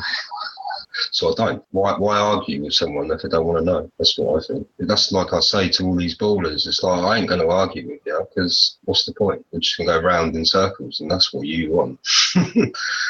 So yeah, I ain't spinning with you, mate. I'm getting off now. That's how I play it, you know. I'll talk to anyone that wants to talk about it, but if they don't want to talk about it, they want to argue it, then see you later. Yeah, if they approach the discussion with a made-up mind, then it's really, they've already decided, exactly. And they want to hold to that. Now, what I've realized is that I really don't have control of what other people think, say, believe, or do. Yet I can be a catalyst for consideration in the response to maybe you not getting so much opposition. What's happened with me is I use Facebook as a platform for the Great Commission, for evangelism, social outreach to the world, basically. In my Friends of Friends network, there's millions of people. Obviously, I don't get that many people that I directly interact with. It's just that when all of a sudden I send out a flat earth invitation to all my friend network, and I make some multiple posts that are about it that goes out to the followers that I have. It's over 7,500 people. There are going to be people in there that don't like that don't agree with that, and some of them will be outright ugly about it and try and protect humanity from what they perceive to be a deluded, deceptive, paranoid, individual, and that's basically their programmed response to that. And that's part of our character development is, well, are we going to, what are we going to do? Are we going to share the truth, or are we going to go along with the lie? I'll share the truth and let everybody deal with it. And one of the things that I did as part of my spiritual development was reduce commenting on my public post to friends only. So I don't want to have to go ahead and block people. I'll just unfriend people that don't get it, that I'm not going to debate on my post, and I'll be happy to talk with them. It's just that the commenting back and forth in a debate format on a post is similar to a digital schoolyard fight, and people are just ugly to one another, or they can be. Every now and again there's supportive people, but it's the reason why I say a schoolyard fight is you've got the people that observe the fight, and then the bullies that pound up on the poor individual, and I'm not going to be that individual. I'll just unfriend them and delete their comments and move on. That's exactly what I do too, Robert. Just indeed unfriend friend, and if necessary, block. But yeah. I mean, I've had situations on IRC. I'm not a big fan of Facebook because it's all public stuff. Right. But, IRC is probably the oldest chat protocol there is around. Since there was internet, there was IRC. But it's still there, still being used. But people just approach you on a mindset and start asking questions, and one day fine, but if you do it like 4 weeks after another, I'm just gonna ban you. Really. Well, and one of the dynamics that I found really interesting about this is that I've got people that I know face to face. I'll see them out in public and they'll say to me, I really like what you're doing. I like what you post. And they don't comment on it, or they don't click the like or react button because of their position in life. And some people have to be a bit guarded about whether or not they show approval of that, not going along with the official narrative, the lie. Okay, so there might be a lot of views, and 1 out of 10 make a like or a comment or a reaction. However, those views are still there. I don't know who they were that watched it. I simply want to help expose the truth and the lies, and let the results be what they are. Yeah, because when they're reacting to it, they're automatically spreading it around, and so the word gets out in a way. Yeah, and what I found out too, for example, when I post a YouTube video, I try to post it from my liked video playlist. So when I post one video, there's now 310 videos that go along with it. If somebody clicks on that, they can learn about a myriad of different helpful, what I believe is good information. So it's kind of nice. It's a large volume. Can I just ask something, Frankie? It was you wanted to really do this tonight. Do you want to explain a little bit more about? Sorry, Robert. It's just that sure. Frankie chose this evening. Do you want to explain a little bit more about why you wanted this evening? Well, in a way, it was just because I'd had so many people contact me, because you know what it's like on YouTube. People hear you, see you, talk to you, and you get messages and everything else. And so many people were struggling with how to be. And I just thought that something like this tonight would be an advantage to perhaps help them, perhaps understand a bit more. I don't know. I mean, I don't know if I've got it right. I just know it's working for me. And like Wendy said, it was working for her. Will says it's working for him, And Is it working for you, Series? What is working that evening? I've done it again, look. Love you, Series. We're talking about today. Working for you? I don't know. It's not a slave of me. He's just a spiritual person anyway. He's one of the calmest people that I know. And I can tell that Stan's like that. And I know that Will's like that. And I know that Robert's like that. Yeah, I think a big part of the people in the chat who I spoke to. Calmness, doesn't it, Frankie? When you realise a man has got it, they've got a calmness in them that doesn't change. And when a man hasn't got all this flat earth spirit, they're not calm. Do you know what I mean? Yeah, I know what you mean. I know what you mean. Yeah, but we've all got demons to deal with. And like Will was saying, we've got to recognise them. We've got to acknowledge them. And we have to deal with them before we can help anybody else. Because until we've done that, we're still stuck. We're still stuck in that mind frame, And until we've dealt with all that and accepted our darkness that is there, we've all got it. We need to accept it, recognise it, and move on from it. Yeah, I mean, just like Will's a calm person. Listening to Stan, I know that Stan's got it because he's another mega cool person, aren't you, Stan? Stan! Sometimes. Oh, no, Stan, you've become, I mean, I've known Robert for about a year. I haven't known you as long, but you've become such a lovely member or part of this panel. And I can just tell he's a really nice guy. Thank you. Sorry, Stan, I had to say that. Oh, cheers. Will's lovely, anyway. Dan, are you close to Essex, mate? What's that, Will? Dan, are you close to Essex? No, I'm on the Isle of Wight, right down the bottom, south, little island. Okay. Well, you got that accent that my mate has in Essex. BBC English. brought up on the idiot box.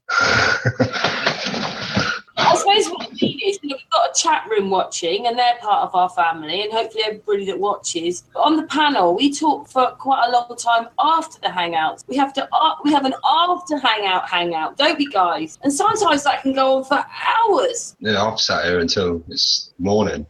Sun's come up. I'm like, I've got to go. I've got work in a minute.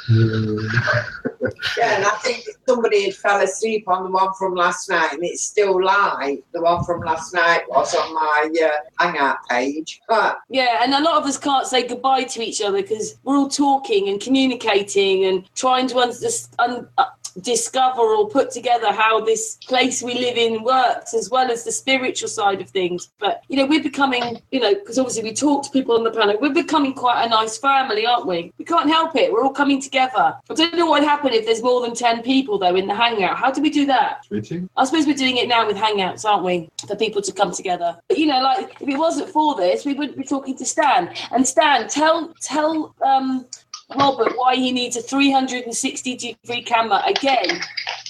Just so we can see where you are. We can work out where you are from your sky and what the moon's doing. Do you think he'd be better if he got the goggles? Yeah, if everyone needs the goggles, that is a must. You need the goggles to see what the model that we're going to produce will be in the goggles. You will need the VR headset to be able to watch it. So, Stan, what would you believe is okay, so I've got an iPhone 6S. Can I broadcast? I believe some have said that I can. Some of the different cameras to be able to show a 360 view. Would you concur with that? Yeah, the one that I've got you can control with your phone. Okay, and about what is the cost of that? And what kind is it? Well, the one on my roof that I use is £60 British, so it's about $100 or less. Well, that's very reasonable. What is the name of it? The one on my roof's a Panoview. If you type in Panoview, you will find one. But if you look on eBay, they're just the cheaper ones. But you got to watch out because one's a real cheap one and the other one's like a lot better quality for the same money. Okay. You can always send me a link before you buy it, and I can tell you if it's any good or not. Okay, that sounds good, Stan. Thank you. But yeah, you haven't, unless I sent Series the pictures last week, didn't I? And you were sharing them. But unless you've got 360, you haven't watched the moon, really. I've watched a little bit, and part of what I've done is realize that there's a lot of really good content that others have produced, even like Expedia, even though they use the globe in their logo.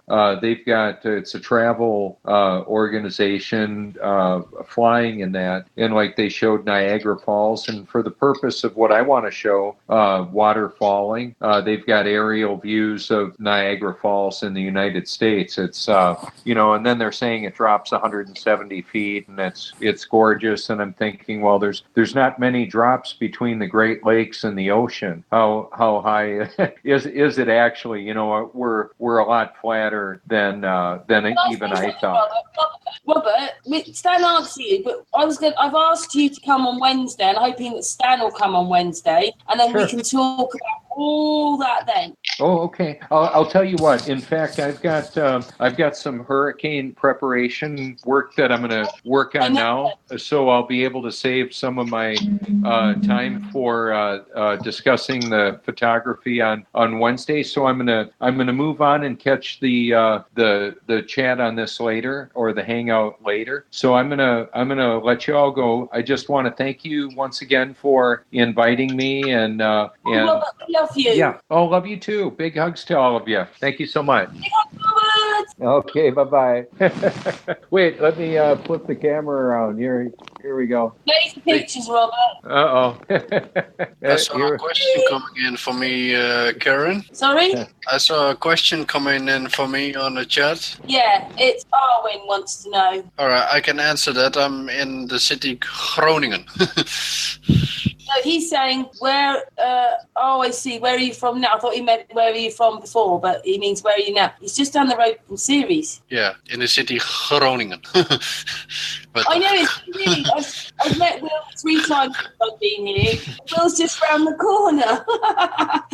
Oh, dear. Just around the corner, yeah. It's a Netherlands night tonight. Yeah, Stan, I'm hoping like Robert's going to come back on Wednesday because this tonight is it's supposed to be about spirituality or what it means to you. But I'm hoping you'll come back and talk a bit more about that because, you know, show us a few of your videos so that people understand how amazing. And then once you realise the sky is a rainbow, it changes everything again. And we were on a hangout when we had a deep moment about that, weren't we, series? The whole hangout went, oh, right, it's something else again. That's what happened.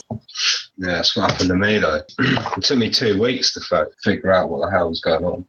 Literally, once I had all the data, I didn't know what was going on. I just sat there looking at it for ages. Going inside, going outside, going inside, put the goggles on, look at the sky, look at my goggles. I was going crazy for 2 weeks until it clicked. I sat down and was like, what is going on? And then bang, it was like a light switch going on. Yeah, you know, it's almost as if someone told me what was going on, you know. Again, opens up that next level of this thing we're in. And then there was hours and hours and hours of talks with Z Proxy and Cosmic Surfer. We're still talking about it now, you know. On the weekend, we had a chat that went on for a while, and it ended up like,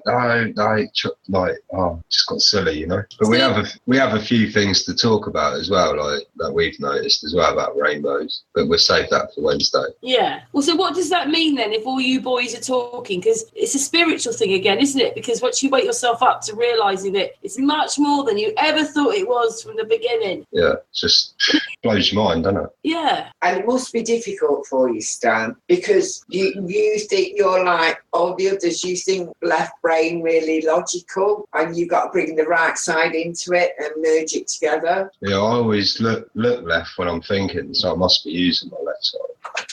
That's how it works. I use my hand for some things, my right hand for some other things. It's a bit weird, really, but I wouldn't know. I'm right-handed. Yeah, I'm right-handed. I always look to the left when I'm thinking about stuff. I don't know what. I don't know if that's anything. I've got to let my cat in. It's doing my head in. It's banging on my door.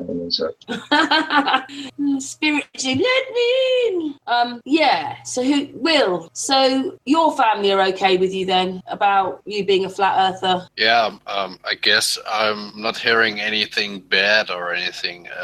Some people have said some bad things on Facebook, but there's a button that I can click that I can unfriend them, and they're gone. So yeah. But it's bad, isn't it? We're supposed to be coming through this spiritual thing, and like, or whatever you want to call it, and coming together. And then sometimes you just know you can't talk to these people, even though they're flat earthers, and that's just totally different. I mean, I don't know if everybody's aware, as best as possible, Sun and Moon are just trying to bring as many people together. You know, you can hopefully see on the chat, people are free to talk. We're saying we're not these bosses of each other. You know, we feel we're quite a spiritual group because we want the truth to come out. We've got really good people who are researchers in this group as well. It's not just one person, it's a group of people that are coming together in a puzzle, including Robert, Stan. I was just going to say, I think there's some of the greatest minds in the world looking at this. I really do.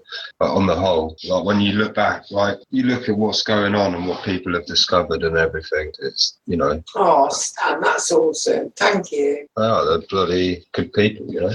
Oh.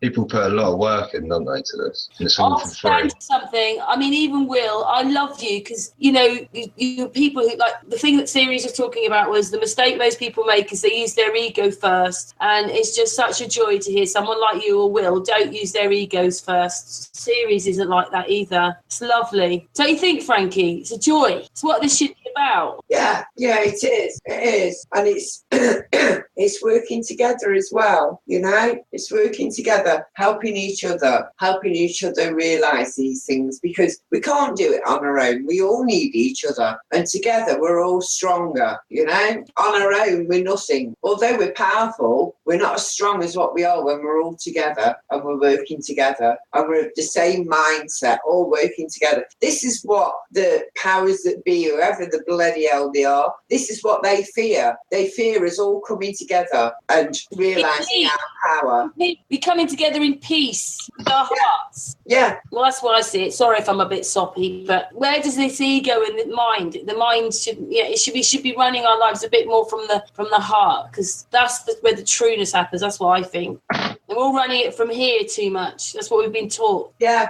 You feel it. You feel it and you do it. If it feels good, do it. If it doesn't feel good, change it. Dead simple. It's the simplest thing ever. If it feels good, carry on. If it doesn't, change it. Oh, I can't change this. I can't do that because that'll upset somebody. It doesn't matter what anybody else thinks. As long as you're not hurting anybody or you're not stealing anything or taking anything from them, change it. Sorry, I'll shut up.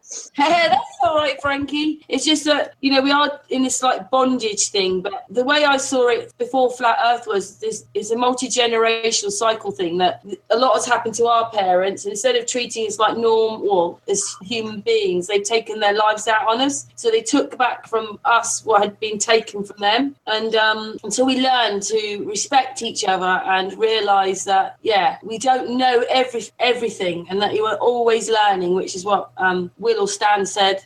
It's never going to change, is it? Because we don't even know why we're here anymore. Most people, do they? I mean, we understand as flat earthers, but there's no direction. There's no nothing from everybody. Everybody's lost and doesn't know what to do out there. I mean, look at my mum. Okay, she's like 86 now. She's sat in a warden-aided complex waiting to die. She tells me that every day. I just wish I could die. I'm just sat here not doing anything, She's got nothing. And you I try and tell her and try and help her understand stuff, and she goes, I'm too old for all that. I'm set in my ways. And that's an 86-year-old lady, So we've got to talk to these younger people. Because that's your mum. Yeah, but that's what you're trying to say is, before we run out of time, we've got to sort this out, guys. We've got to think a bit differently. Caring again and respecting and helping and listening and so forth.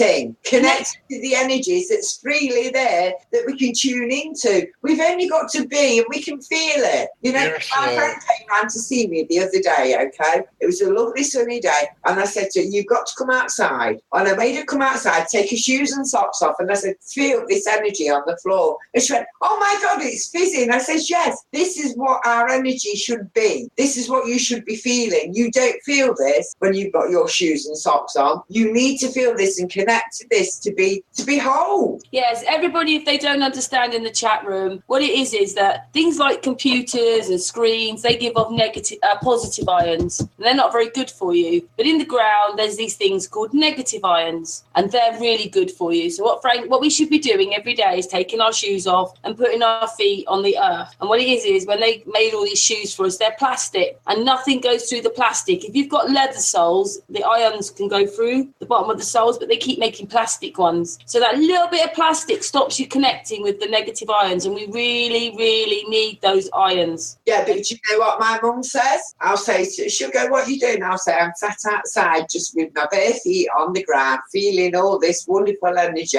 Oh, you'll get pneumonia sat out there with nothing on your feet. Conditioning, see? Conditioning. It's like, don't look at the sun, you'll go blind. Sorry. Well, Stan, I'm glad Stan's woken up earlier because he's younger than us. So I'm glad that he's woken up earlier because you've got a longer life knowing. Some of us are older when this came to us, this wake up. Yeah, in a sense, if I had known that 20 years ago or 25 years ago. Well, yeah, I was 14, Karen, when I started. I always knew as a child, but then, of course, life takes over and all the other things, and then we've all been, woken up. 2016 was a real wake-up for a lot of people. Why so many people on this, the spiritual side have been woken up? I don't know quite, but it's happened. For most people, it was January 2016. Not everybody, but a lot of people, you'll find, was just at this time. Kind of when I actually came into the Flat Earth, or came back into the Flat Earth. You as well, series. Staples died January 3rd, 2000. That's Michelle in the background. Another one of Series' friend. Patricia, what about you? When was it for you, Stan? About 2 years ago. So you're a bit longer. Yeah, I just clicked on a video randomly one night trying to find something to fall asleep to, and it was like the greatest lie ever told. So I clicked on it. And then, yeah. I was still awake at 6 in the morning, like, shit, the world's flat. You know? So I've always questioned, like, stuff. And then, yeah, it's like, yeah, that was a busy night, let's say that. I woke up in the morning like, whoa. Well, when I did finally get up. Well, I'd like to say thank you, Stan, because in our modern time of today, Stan is one of our researchers, a real researcher. So thank you, Stan. No worries, thank you. My cat's mentioned. Can you hear her? Yeah, because although there's a lot of flat earthers, there aren't actually that many people researching. Ceres is doing it, Chris is doing it, and Stan is doing it. Some of us are listeners, some of us are watchers, and some of us are talkers. But I'm just so pleased that someone like Stan is with us. Yeah, but Karen, you've got to remember, we're all doing it in our own way. Oh yeah, we're part of the puzzle, remember? I said that one. Yeah. I'm helping Ceres with the scanning also. Yeah, all becoming brothers. And sis. Oh, What yeah. is together? Brothers and sisters. I'm now from now on. You're my sister, Frankie, Patricia. You're my brother, Stan, and Will. You're my brother. Is there any room for a brother that believes in a round earth? No. Oh, brother. Yeah. Family. Sorry. Michelle gets most of this, but he doesn't on the. But we're talking. No, I don't. Yeah, there You you don't go. have any love. You don't have any love. Yes, we do. No, you That's don't. what we're talking about today. We just don't love stupidity. Series don't start on a live show. I'd rather be stupid. Right. Don't love stupidity. That sums it up right there, doesn't it, Ceres? Michelle gets nearly all of it, except that he just thinks it's a globe. But anyway, let's go start again.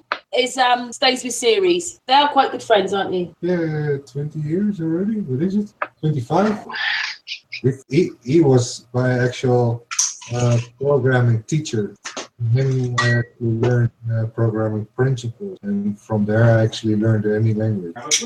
Yeah, there you go. You should know the world's flat. Also, Yeah, but- living in this reality is like living in a game, isn't it, Ceres? There's rule sets and there's everything else, and we've got to learn to live in this game called reality. I don't think they realise how much we actually want to talk about this, and that without using, I don't mean to use this as a wrong word, because no one's thick or stupid or anything like that, but this whole flat earth thing is quite an intellectual thing. That's the only word I could think of put in there. This is about people wanting to understand how the motion of this works, or the stars work, or... I think if anybody looked into it, they would realise what is going on. The stars tell it straight as it is, don't they? We've got the same stars night after night, year after year. That tells you are not moving. Polaris. They're only miles up. They're not hundreds. Yeah, that's exactly it. You can't see thousands of millions of miles. Your eyes are not that good. It's really funny because my dad says he knows, but he just ignores. Yeah, that's what a lot of people do, though. Like my best mate, he's a baller, but I just won't talk to him about it no more because he just does not want to look at it. They say it's a big confrontation to actually realize how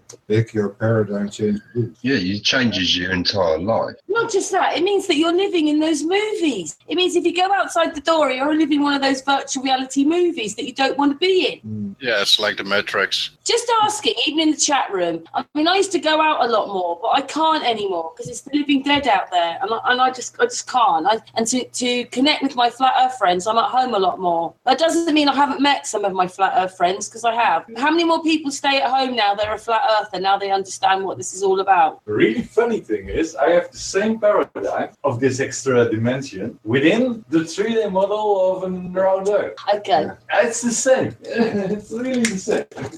We're so close and yet so far there, Michelle. But we're all in this together. I don't work with a model. I work with reality. You'll get it in the end, won't you? Yeah. Hopefully, yeah. So tend to go out and look at the stars. Say, go outside, look at the stars, take note. Then go out the next day, look at the stars, take note. Go out the day after that, and then maybe the day after that, and then think to yourself, right, they haven't moved much. What's going on, you know?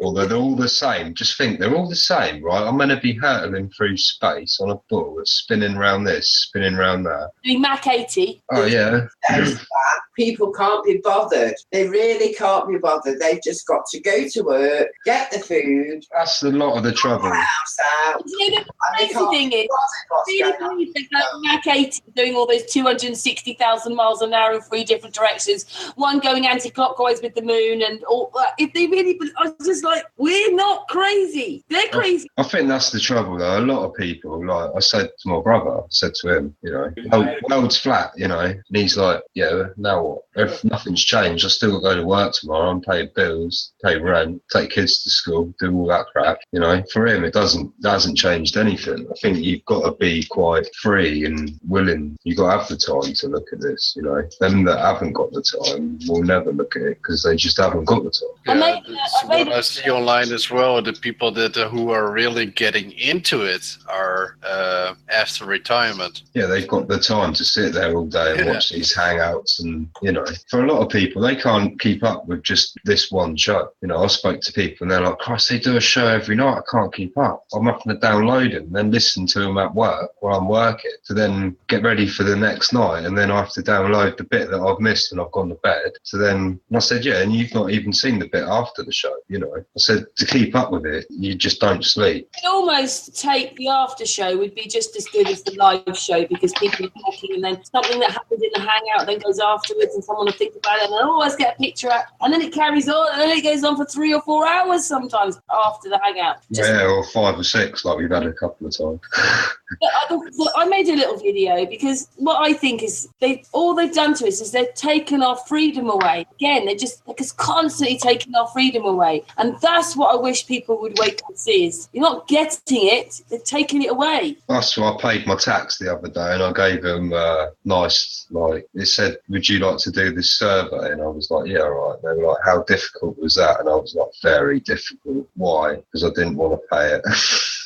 You know, I don't see any reason for paying this apart from you've cocked up all the money. I'm just paying bankers' interest. What's that about? It's not my debt, it's your debt. And I said, like, at the end, I will be opting out. I do not want to renew my contract. I think it's a load of crap, blah, blah, blah. Please contact me or send me a link to the law that says I've got to pay this. Because it's just suffocating, you know? They just take your money. Even if you don't pay income tax, you're still paying tax. If you don't buy fuel, you're paying tax. You don't buy fags, you're paying tax. Buy anything, it's all a luxury. One day you're going to have to pay for air, you know. It'll be, oh no, we've got to tax you now because your breathing's damaging the environment, and they'll make up some horseshit rule. It's like your cars, you're taxed now, aren't you? You buy a new car, how much tax is it? £1,000 in the UK for something worth having, a decent car. You're paying £1,000 now a year or more road tax. I've heard on the news that they want to put a tile tax in over here when people have no longer got a backyard with grass and green, that the water can naturally dissolve to the ground. When it's all tiles, all flooring, people have to want they want the people to have pay for the tile that you got on the ground. So that's one of the ideas they're working on right now. Yeah, I can see them. They just after all your money, especially doing.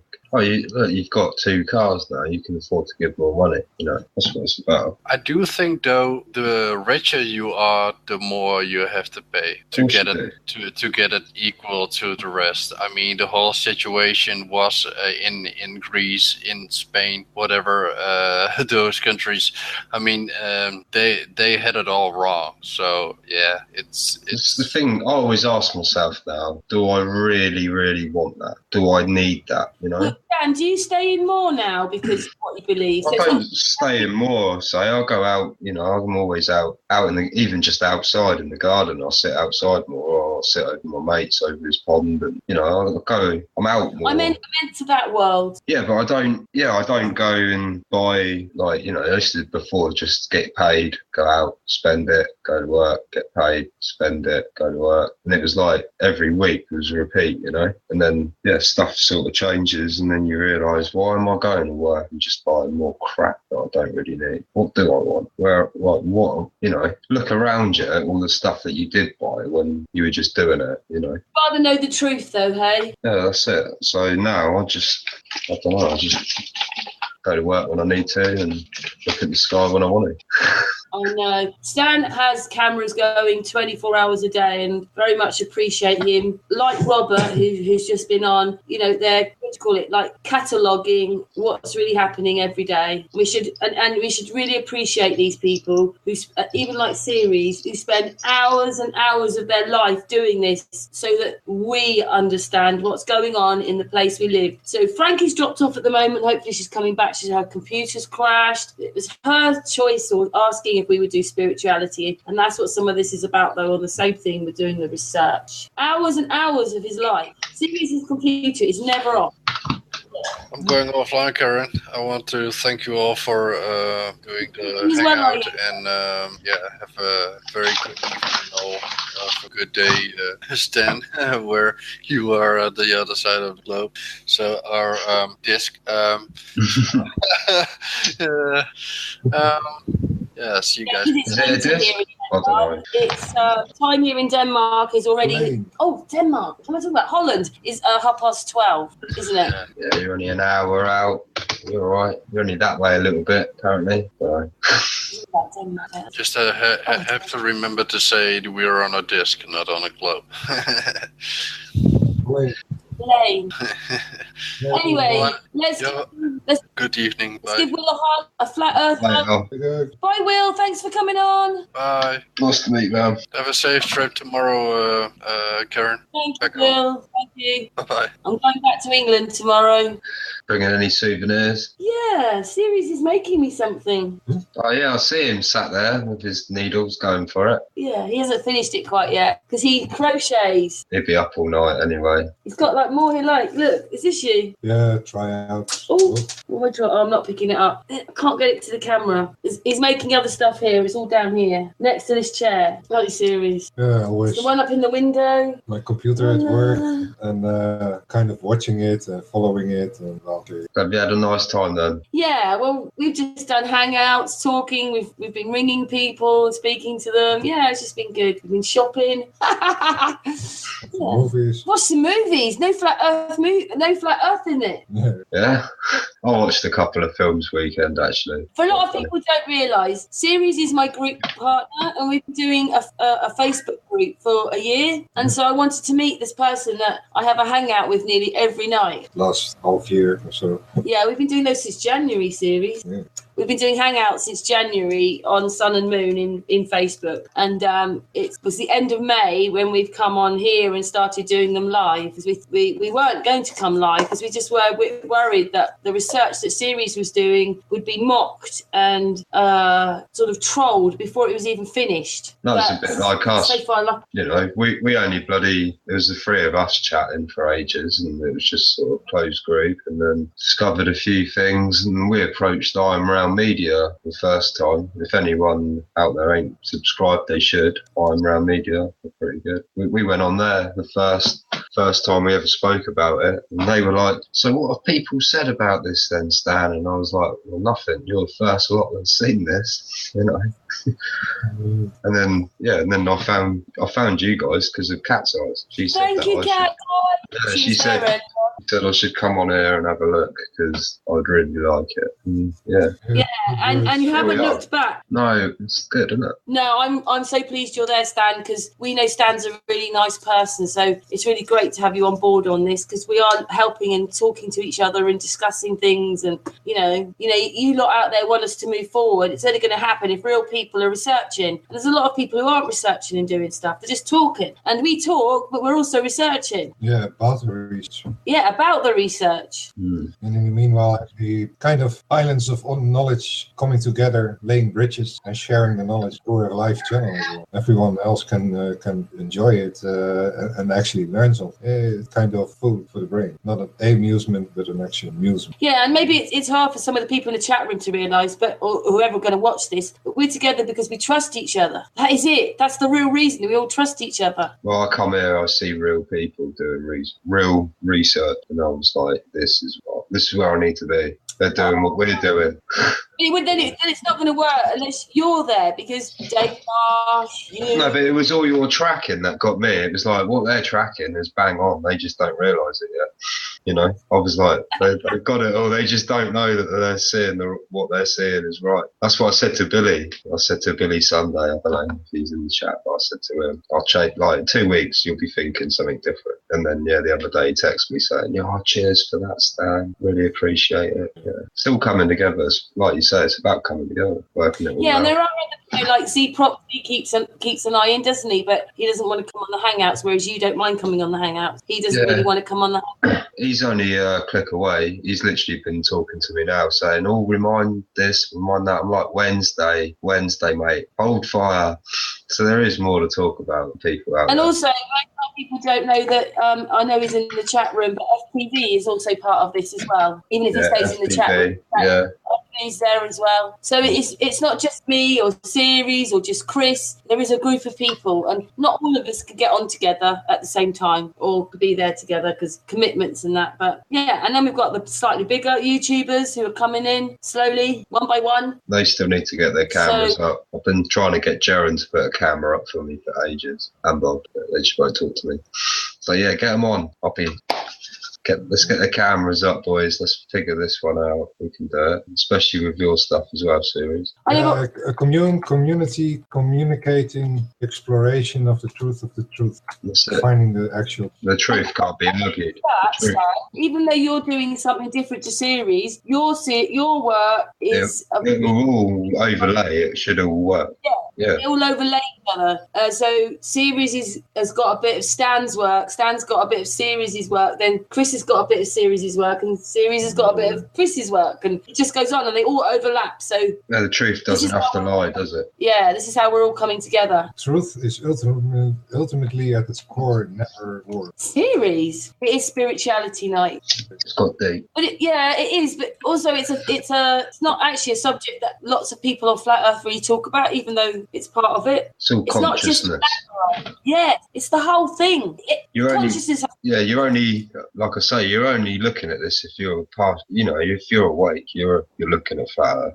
You're questioning the globe model anyway. Let's put it like that. Because I even look at Lord Stephen Christ's stuff, the concave stuff, and we cross-reference, because you got to look at everything. You got to be open-minded. You got to look at everything. We even look at the globe, say what's going on there. What are they showing? Because there is an element of truth in everything. It's just hidden. So you've got to find out what's what. It's working it all out. It's all there. You just got to work. You just got to sieve out the good stuff. Yeah, and I know it's hard for some people maybe who are watching this, but and we know, don't we, Stan, that we're in this together, and you're part of the puzzle, the gang, whatever you want to call it. And we know. And that's the difference of some things is like with Patricia, all these people, we know we're supposed to be together and doing this journey together somehow.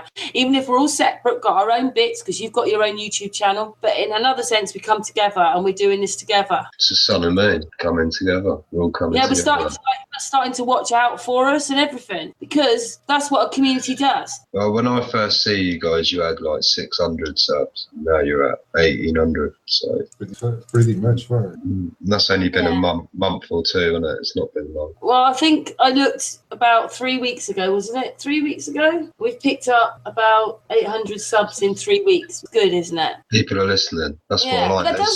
It doesn't mean that some of these people who are watching now when it's uploaded or even in the chat room can't come on some of these hangouts and be a part of this group, because it's a people's group. We're not looking for disruption, because as you can see, none of us argue. We just get on with each other, because that's it. We want information. If you've got something that you think's important and think someone should know about it, get on it.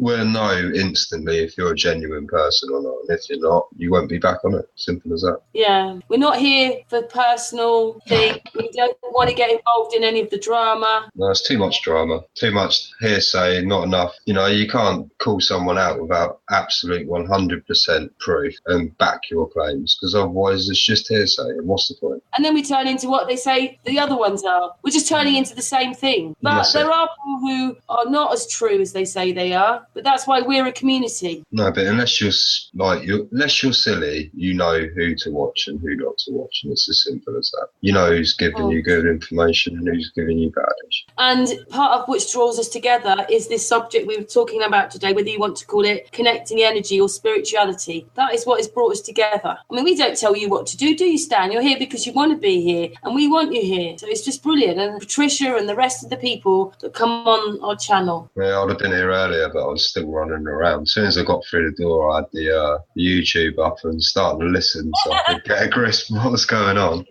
Yeah, we're not trying to make money out of this. We're trying to do live researching for everybody. That's it. If we made money out of this, it'd go back into working something out, Chris's drone or something. We don't want to make money out of it. We just want to find out the truth. Yeah, at the moment. If the intention with spiritualism, materialism, then you can know something is wrong. Exactly. Do this for the truth. Everything I do is for free. It's all on my channels for free. If there is adverts, it's because it's got a song on it that it shouldn't have. But every now and then I just feel, I'll put a song on, they can advertise on it, whatever. Might get another click in it if it's got a tune. And everybody wakes up at different times. But the one thing I think I've noticed is that a lot of people do say they're flat earthers, but they still haven't let go of the globe world, because the one thing that joins us all together is not having this great big fat ego. It's the last thing. We leave the ego at the door. And that's why we don't argue with each other, because Stan doesn't agree with everything we do. Like, we might not agree with everything Stan does. But that's not what we're here for. We're here because we want the truth. And again, I'm sorry, that's just a very spiritual part of all of this for us, because we want the truth. And that's the most important thing, not backstabbing each other. No, but as men and women, we will sit down and we will talk about it and discuss things rather than just slating each other. In a sense, there is no discussion of being right or wrong. There's only a dialogue of actually sharing each other's island. Yeah, listening to each other. You get to know the island actually for real, instead of being some kind of winner of your own island alone. But then what's happened is, like someone like Chris has seen your work, and now it's part of his work because he's understood. And the other way around the same. I mean, it completely connects in a sense. One does the circle, the other the square, and another does the triangle, but it all joins together in one simple system. It's all within kind of the sacred geometry. And you can explain it through squares, through circles, or through triangles, but it's all the same. Yeah, and when one bit overlaps the other bit, overlaps the other bit again. Kind of intertwined. Yeah, because each one is doing each other's work, but it's just a bit different. Kind of each another layer of the bigger truth, and that's why we need to join up. It's the only way we can actually build up a completer model, because everybody will have a part so far they can manage. I mean, we're 5 years behind and for billions of dollars, and we do it with nothing. Yeah, nothing. Yeah. Simple stuff. I think I've spent, all in all, I've spent £2,000 like money on stuff that I needed. Yeah, it's not cheap being a flat earther, is it? That was, I bought stuff I didn't really need. Like, I bought a bigger hard drive and I bought a better mic because I've been on it. Yeah, P900. I didn't really need that, although it's been fun. Like, a 360 has been much more use. I've used, my 360's been on for 7 months, 8 months now, just on every day. Like, my P900's been on its stand. Hasn't been on, I go out there for about 10 minutes with it, 15 minutes at a time, and it's like, right, cold now, going in. 360 on 24/7. So yeah, that was £60 versus £500. So doing, that's the thing though, you have to do things to learn things, don't you, to get to the steps where you're at. Made videos, haven't you, which I'm hoping you'll show us on Wednesday, some of those again, because if people just, understand when you've seen Stan's videos, and this bit about the goggles and that, but we're going to talk about that on Wednesday. What's the time then? How long have we been going? We've been going nearly 3 hours. I don't think Frankie's coming back. We've lost Frankie. Constant blue screen. Windows. What's that? A constant blue screen. Oh, that's Windows. Oh, we've been thrown out a few times from the Hangouts and things, but I don't know. I don't know what's happened. She said her computer's crashed. Patricia, do you want to say anything else tonight? We've been going nearly 3 hours. Patricia, come back. Yeah, sorry. I keep clicking my microphone and it keeps flicking, so it don't get it. I just wanted to say, you know how you keep saying we're all connected? Well, unfortunately, we've all forgot that. Well, most of the people have forgot that, and they try and connect by a group. And I'm not saying groups are wrong, but they're trying to find that connection. And what sometimes they fail to remember is we've all got differences, and to overlook them if we don't like them. Do you know what I mean? And just know that, we've realised that we're all connected, but they still don't realise it. And I just wanted to say as well that I really, really love this group. I love the hangouts. I love the information that I've been receiving. And I don't know what I would be doing if I weren't in this group. Oh, we love you. I'd be sat crying, basically, I think, twiddling my thumbs and, probably doing the same old things that I was doing before. And I'd say our group, you've become a bit more confident, haven't you? That you, even though people think Patricia's quite quiet, as I say, when she talks, she's always got something to say. But you used to be much quieter, and now you've got something to say. You've got more confidence, haven't you, through the group? Yeah. I was going to say, I think I've always had something to say. Just didn't think anybody wanted to listen to it. And now I don't care what anybody thinks. I'm just going to say it. If they think I'm thick, I don't care. I'm not an egotistic person. It is nice when people say, "Oh, thank you for doing that," but or whatever you've done. But one thing I've learned, because I used to go around and feed the homeless, I can't do it now because I don't go into town because my son doesn't live around here anymore, and I'm basically stuck at home or the local shops, so I can't go into town. But I'd go into town and I'd go to a cafe and I'd buy them a sandwich and drink. And I don't mean to sound boastful, but what I realised is at first I was thinking, like say if I give them a bit of money, I'd be like the mindset of, oh, are they going to spend it on booze? Are they going to go get, drugs or whatever? And I think to myself, Pat, don't do that. At the end of the day, you've given it at what they're going to do with it. And I stopped thinking that way. And I thought, I'm going to give my hands, it's theirs to do with whatever they want to do with it. Do you know what I mean? So this is what I was saying about losing the ego and not so much ego, but the mindset of what we're told to do. Don't feed the homeless, blah, blah, blah. But if we don't do it, who else is going to do it? And that's about connecting with people. Don't just give them money and a sandwich or whatever. I sit and talk to them and I'll ask them about their lives and, as much as they're willing to tell me. Do you know what I mean? Because that's what we need to do. We need to learn about other people. And I'm going on a bit here, aren't I? Sorry. That's okay. You're talking. It's great to hear you talking. And Patricia, while you're there, you brought up this question, didn't you, about what you thought, had an idea about what the fifth dimension was about. Say that one again. Well, it's just I watched a video and it said it was trying to explain the fifth dimension, and it basically was saying that if we close our eyes, we don't actually speak, but we say a word. And his word was superstar, which is a positive thing to think of. That even though we say it, we don't physically say it with our mouth, we say it with our thoughts, but we still hear it, not with our ears. We hear it inside, and that sort of struck a chord with me because we tend to forget things like that. And slightly digressing a little bit to, what I used to think years ago is that, and I've lost my train of thought now. No, Patricia, fifth dimension. Well, it just struck a chord with me because we forget that we can actually, I'm going to say, most people, they'll either believe in religion of talking to God. And I've got nothing against that, by the way, each to their own. And then if you've got people that sort of speak to what they call dead people, they still, like God, they'll call it love or whatever they want to choose. But they're still basically talking to something they can't see. And then I realised we're actually talking to ourselves. Well, yeah. Well said, Patricia. Yeah, that's the bit I'm we're actually praying to ourselves. It's quite a big moment when you realise that, because we're part of God's consciousness. Mm-hmm. But that doesn't mean he was quite the way I thought he was. It's kind of also a way of you have to asking the question to actually get to be able to receive the answer, in the sense that you have to knock on the door to let the door open itself. Mm-hmm. Yeah, you also have to open the door yourself. By the way, everybody, Artis has joined us. Hello, Artis. Hello, Karen. Hello, Ceres. Hello, Stan. Hello, Patricia. Hello, Artis. Hello. Oh, man. And Artis is one of the puzzle pieces as well, and he does a brilliant bit on ancient structures and pyramids. He's amazing on his search there, which we will be doing next Sunday. But Artis is a spiritual person, aren't you, Artis? Yeah, I'm a spiritual person, indeed I am. Asking if you just joined us, what does it mean for you? Being a spiritual person?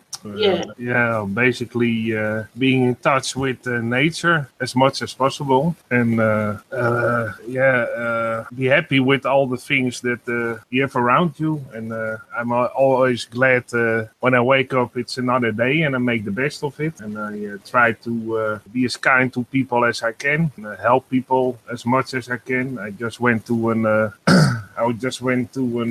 facility for older men.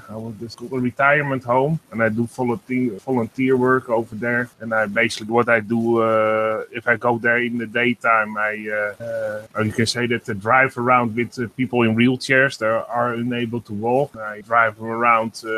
That's nice, Artis. Yeah, I have been doing that for a couple of years now, and I try to do some volunteer work over there because they always are short on people to actually do something there. And what I basically do is try to give the old folks a little bit of sort of entertainment. I talk with them. I try to go outside with them as much as possible if it's a sunny day. And sometimes I fill in at night to help other people of the night staff. And it brings me joy, and it also brings the old people much joy. And always happy to see their smiling faces when you help them. Artis, you sound all emotional there. A bit. Well. Artis, I'm coming back. Artis, wait a minute. Artis, I'm sending you a hug. Oh, yeah, thanks. Well, I basically do volunteer work over there because an older person that I know for many years is in that retirement home, and he's not doing so well. So he's 85 years old, and he had how do you say that? When there's a blood clot in your brain, so his brain is a little bit working very slowly at the moment. So he can't. He said has a lot of trouble talking and everything, and then also always visit him, and if I finished visiting him, I try to help out over there as much as possible. But he's basically waiting. The code this year getting worse with him, and it's basically he's waiting to die because his body's his body's how you call that, it's near ending. His body is worn to the as much very much. His body is worn, and he's has a lot of trouble talking, and he's most of the time always glad that I'm there and I talk with them. But he's had very difficult. You're luckier than you realise, hey, Artis, when you see these people struggling. I've been lucky that I have my health, so that's also what I want to say, that health is a very important thing. Artis is doing his bit for Flat Earth because he's helping other people. Mm-hmm. Stan's doing in the sky, and Artis is doing it with the people. Yeah, I try to help us. I also talk with him about Flat Earth sometimes, and basically he already knew that because he's a very intelligent man, and he knows he was a collector of all kinds of old books, and I visited his place way back when he lived in his house still and had all old books, and he showed me all kinds of old books and old things he found back in the day, and he had an enormous collection of all kinds of great stuff. It's now in a museum, so it's in good hands. So we're very happy that he made the arrangement that it could go to a museum, all his things he had, because in some books he had. I sort of know what you mean, though. This thing, though, one of my customers is like, she's got Alzheimer's now, and each week you can see that she's slowly going more, and it's making her forgetting. And I just feel so sad because she's a lady. Mm-hmm. She's a really lovely lady, and she just can't remember things. Well, he a million times. Mm-hmm. Well, he remembers me still because he doesn't have Alzheimer's, but he had a blood clot in his brain, and they found him after a couple of hours in his home, and they went with him to the hospital and tried. He's so old, so the recovery process there isn't any recovering process. But I always laugh when I go there. Then I see his big smile. I always give him a big hug when I leave, and he doesn't want to let me go most of the time. He's a very, very nice person. How many of us get hugs, you know? Being flat earthers. How many hugs do you get when you're a flat earther, except if you find other flat earthers? Yeah. Those are the only ones you want to hug, is the other flat earthers. Yeah, well, I'll always give him a big hug because, The only sad thing about all this is knowing you all, and even like some of the names in the chat room who come day after day and watch our channel and watch all these hangouts, is it would just be really great if we could all meet up. I'd love it. Yeah, that would be fun. Yeah. I also somebody talked about meetups with other flat earthers that you feel like you are in a very nice place with all people thinking almost exactly the same thing. So it's a very warm feeling they talk about when they do a meetup. It's like coming home to your family almost. That's what I heard in some hangouts. That's very nice experience. Maybe sometime in the future, Stan, I'll try and get a couple of people together, and if you came on the ferry to like Southampton or something, we can meet you at Southampton. Yeah, that's a possibility for the future. Yeah, maybe. Although I wouldn't actually mind going to the Isle of Wight. It's a nice little island. Yeah, there's not a lot here though. That's the only thing. That's why I'm always filming the sky.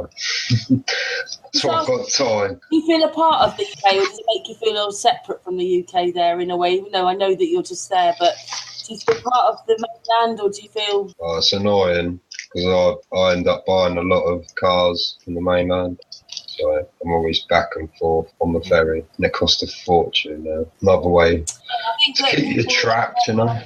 It's a little bit cut off, that's why I asked. Yeah, it's just annoying that the ferry's so much. If it wasn't so much, it would be all right. Everything costs so much today, though. I feel like I'm my parents already. In the olden days when it cost that. Yeah. It is also when the euro put in place here in Germany, in Europe, basically. It was when euro was put in place. It was 2004 or 5, and now we are in 2017. And in the time between, the prices went up 105%. Only the wages went up about 5 or 7%.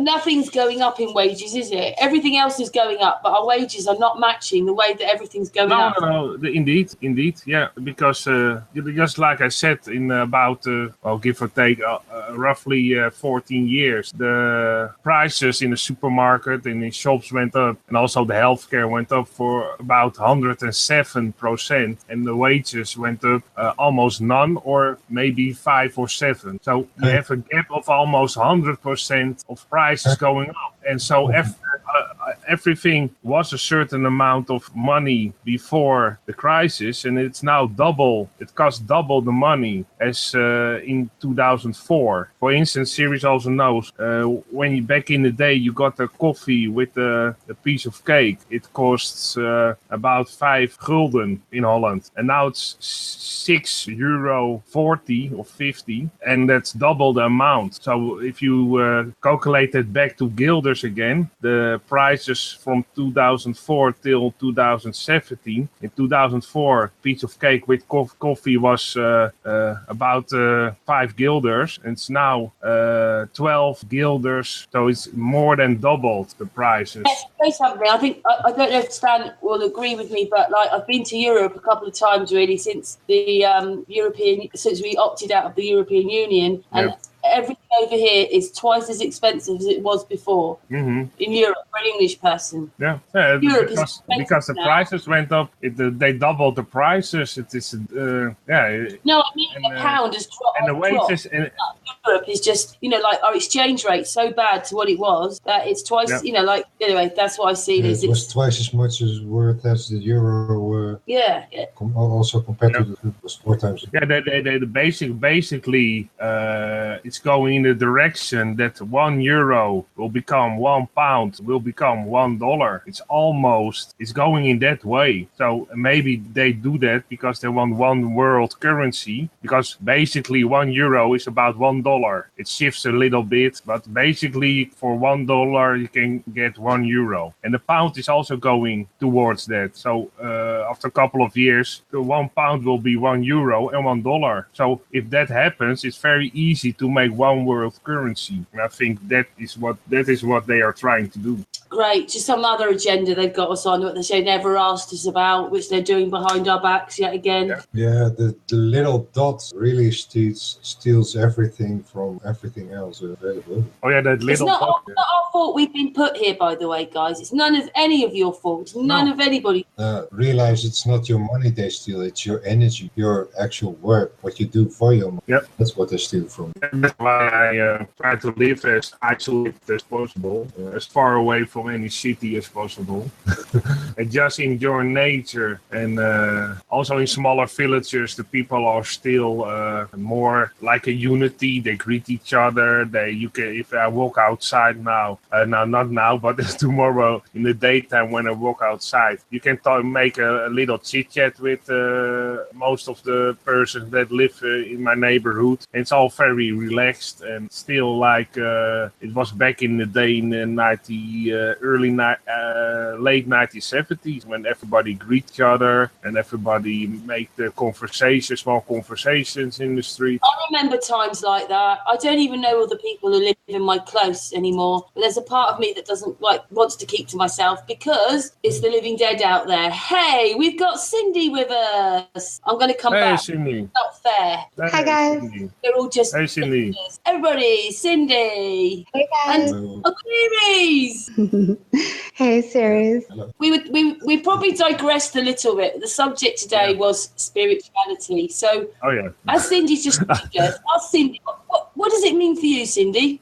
Oh gosh. So I'm probably the oddball here, but I'm all about the Bible. I'm all about Christianity, and so all this stuff that we're learning, I'm using the Bible as my guide, and so everything has to check with the Bible. So I go back to it for everything. I've been working alongside Chris for the last couple of weeks since the eclipse, and pretty much everything we're learning, if it doesn't jive with what I read in God's Word, which I believe is the manual for us, then I don't know. I have to check it and verify. There's nothing wrong with that. I don't speak very much out of the Bible in that sense, but it's all the same. Yeah. It's more like I try to actually get people more in touch with themselves without the authority of religion in that sense, because religion actually has made is actually the dirty bathwater where they have stolen the baby. I agree. Religion is the opposite of what God intended. That's why so many people despise Christianity, is because they don't understand. It's not about being religious. It's about loving God, the Creator, and loving Jesus Christ, who died for our sins. And you take the religious out of it, and it's completely different than what we were all taught in church and by our families and by schools. It's not religion. Well, also the churches were also part of, they tried to educate people, because back in the day, a lot of people couldn't read and write. So that's why they have a lot of pictures still in the church, so they could tell the story. But they went in the wrong direction, most of the churches. And that is the sad thing about the church nowadays, because they lost the whole touch with the true Bible, in my opinion. Yeah, because we, the people, are the church. Yeah. It's not the bricks, it's the people. Indeed. And that's what all it's about. It's about the people. We're the consciousness. It's us. Yeah. That's what's been hidden from us. It's us. Mm-hmm. Right. And nowadays we can can read the Bible ourselves, so we can. That's a great thing. So you can research into the Bible certain things like Cindy does, and he sees the Bible as a code. Oh yeah, as a code, it is kind of coded, written down, that you have to have a spiritual setup in your mind, kind of being awakened through the Holy Spirit, and that you can actually realize what it says. Mm-hmm. Absolutely. Before I was saved, before the Holy Spirit came in and dwelled me, I tried to read the Bible, and I had no comprehension. It was a foreign language to me. But once I accepted Jesus Christ as my Savior and understood who God was back when I was 25, I read the Bible, and then suddenly I was absorbing it for the first time. Yeah, you have to be in a certain kind of mindset actually grasp the Bible, what it is really telling you. Sometimes it comes when you don't have a very nice time in your life, and then you start thinking, and that's when these other things start happening. Mm-hmm. I think as children, we already know it, and then we lose it, and then we have to find it again. That doesn't mean everybody does, and unless you're sure of yourself, you're never going to find it. Because if you can't work out who you are and what you want, then how are you ever going to find it in anyone else or anything else? Yeah, that's what I always tell people is you first have to love yourself before you can love somebody else. That's the problem. It's kind of also realizing who the actual master is. And if you realize what the word authority means, what the root of it is, that actually is based on the word author, and that it has everything to do with writing. And in that sense, realize that there is choice in who you choose to be the author of your life's book. And when you make somebody else that author, then it is your decision that somebody else is actually writing your life, and you live with what another decides. Maybe we forget to live. We never realize we are the authors. We never realize we are actually the power who gives all the authority away. They have no authority. They only make you think they have. Make fear them. Use fear as their authority. Where's the love in that? You know? And we don't live each day now. We just live a routine or a program. Got to learn to live again. Yeah, that's why when I just told a couple of minutes ago that when I wake up, I already thank God that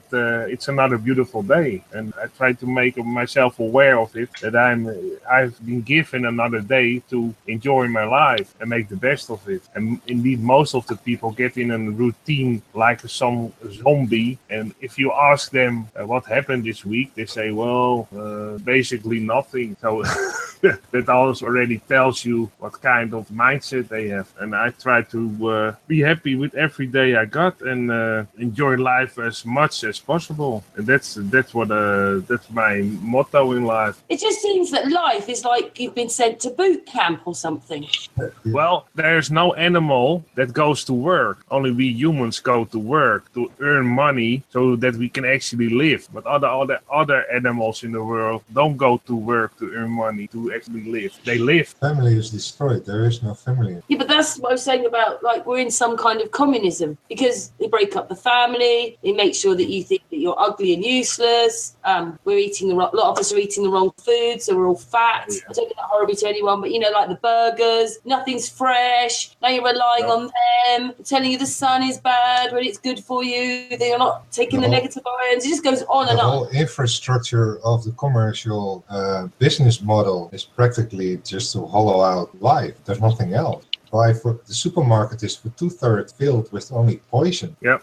There's no actual. And they try to hide the poison as much as possible. They give them all Latin names or only numbers. So you have a box full of numbers. In Europe, we have all the artificial coloring and additives and preservatives. Counting now, yeah, how can it be right that they're sort of putting stuff like rat poisoning in our food and selling it back to them? Goodness sake. Well, yeah, basically, they have all these standards and everything, all the meat with waters and things. Like, well, where's the standards then? Where's these basically, what the problem is, the food industry and the food brands want to earn as much money as they can from their products. So they buy the cheapest potatoes, they buy the cheapest other vegetables as cheap as possible. They mix it, they put a lot of additives and preservatives to it, because otherwise it tastes like shit, and that's why they put all the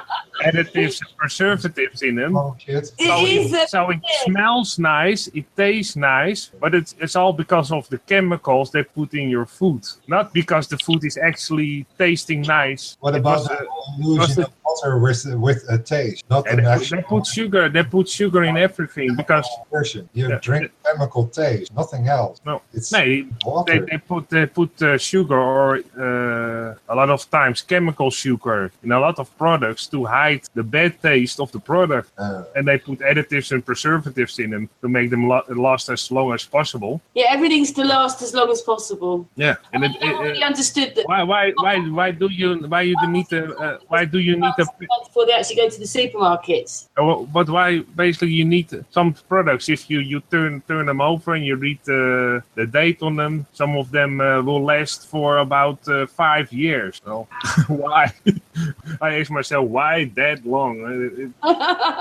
You have to look at the ingredients, and if you don't do ingredient reading, then you have no idea what's going inside your body. So I started this approximately 5.5 years ago, and I found out that I was eating poison, and there's very little food product in the food that we purchased from the grocery store. So I didn't go vegan, and I didn't diet, but what I did do was I started to research ingredients. So and what I found was the majority of the food that you'll find in the grocery store is not a food product, but it's a created product. It's a GMO.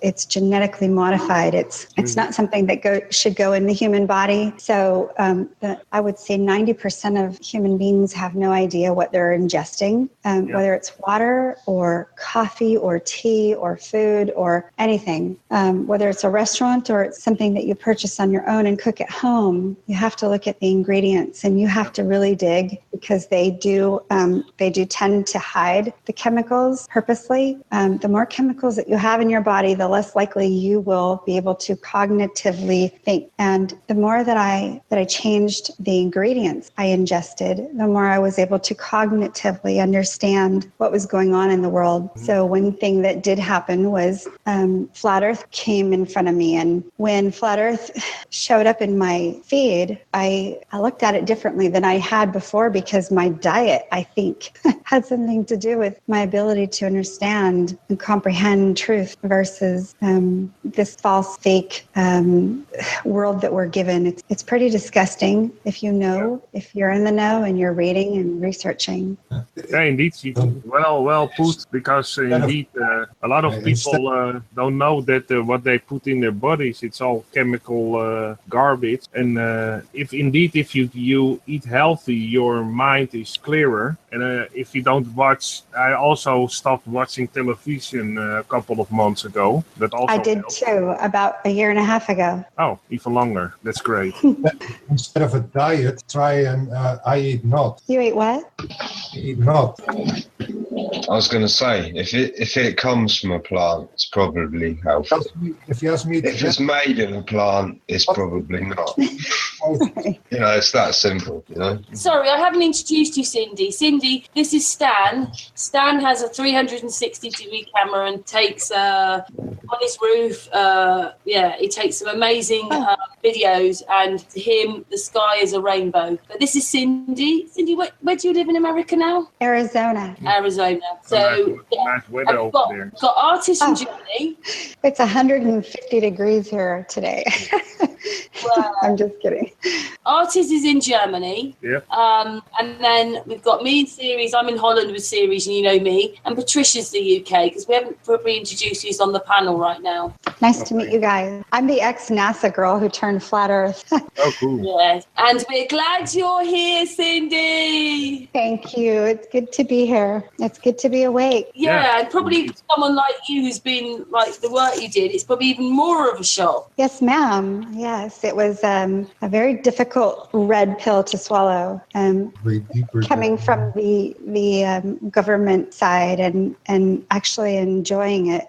I'll be honest with you, I loved my career. I actually miss it, but being awake is it's fulfilling, and it feels good, and it's better in every way. So I've lost friends and family, but I've gained knowledge and power that I never knew I had. Oh, that's so lovely. I want to give you a hug now. Hug for Cindy. Thank you. Sorry, Patricia keeps popping out because her internet's not very good, so she'll be back in a minute. Poor Patricia, she has to go through that about 100 times a night. Oh, gosh. Sometimes it doesn't happen, and then other times, here she comes. She's back. Patricia! Yeah. Patricia's back. Poor Patricia. Yeah, I tried to make as much people aware also about the food they are eating. if I get see that somebody's a little bit open-minded, first thing I start with actually telling what kind of garbage is sold in the supermarket, and they have to read the ingredients, and it's not that hard, because what I always tell if people cite a bit and think, well, I have to read the whole box of ingredients, it's so hard. I think, well, first of all, I tell them it's for your health, so it's very important. You live longer and you live healthier. And also what I give as an possibility to them to make it a little bit easier, if you read the ingredients box of a product and it looks like a chemistry exam, don't buy it. Right. Yes, I say that. If you have to work out what the ingredients are, you can't see what they are, maybe you should be eating it. But we all don't look. The water. I don't know how this shows up to you guys, but Purified water. Yeah, you have to be, this comes down to water, toothpaste, soap, everything, down to your air filters in your home. Everything needs to be very, very selective. It's not just food, it's everything. And what I learned from these documentaries that I found was that they pretty much want to poison us in every aspect. It's not just food and water, it's everything. And by the way, I don't believe that humans should drink cow milk, because I understand that cow milk was made for baby cows and not for babies. I used to like milk, but now it's got hormones in it for baby cows, and I think it's not that I didn't know that, but just when you actually really think about it, oh my goodness, I can't really drink milk much now. There's also a lot of antibiotica still in the milk, because they treat most animals with antibiotica to make them as fat as possible for the slaughter, and also because they're living in small spaces of the time, they give them antibiotica so they don't get all kinds of diseases, because they don't. And so if it's making bigger baby cows, doesn't it make sense that it would make bigger babies, human babies, right? And is that what we're trying to do?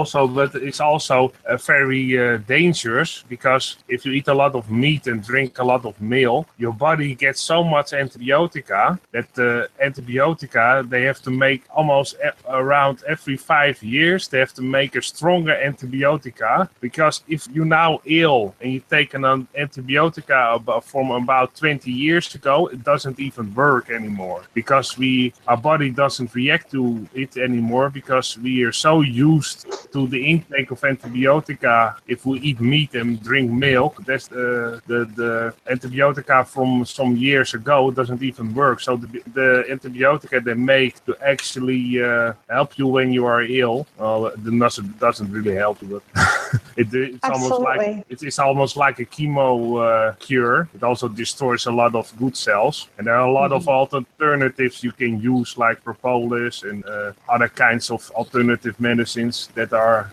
also work very good. And the alternative is actually the original. Yeah. That's the problem. It's weird. We need back, not forward. We need to go back. Yeah. We need to recover everything that worked really well. And all we made is plastic. Food is plastic.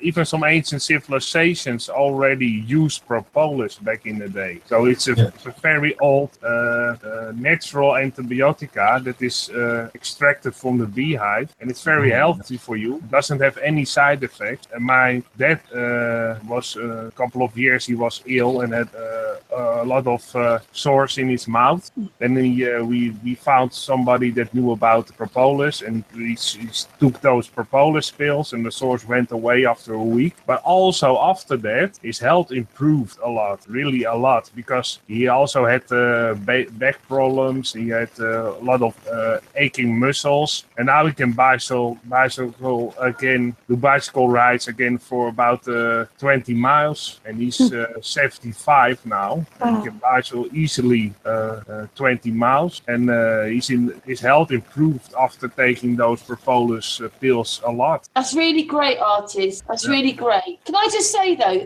I feel more relieved now I'm a flat earther than I've ever felt before, and I'm so much more at peace with myself than I was before. Even though it's like a wake up, but a lot of what I wanted in my life was like this anyway. It's just that through Flat Earth, I realised, this is what it's all about now.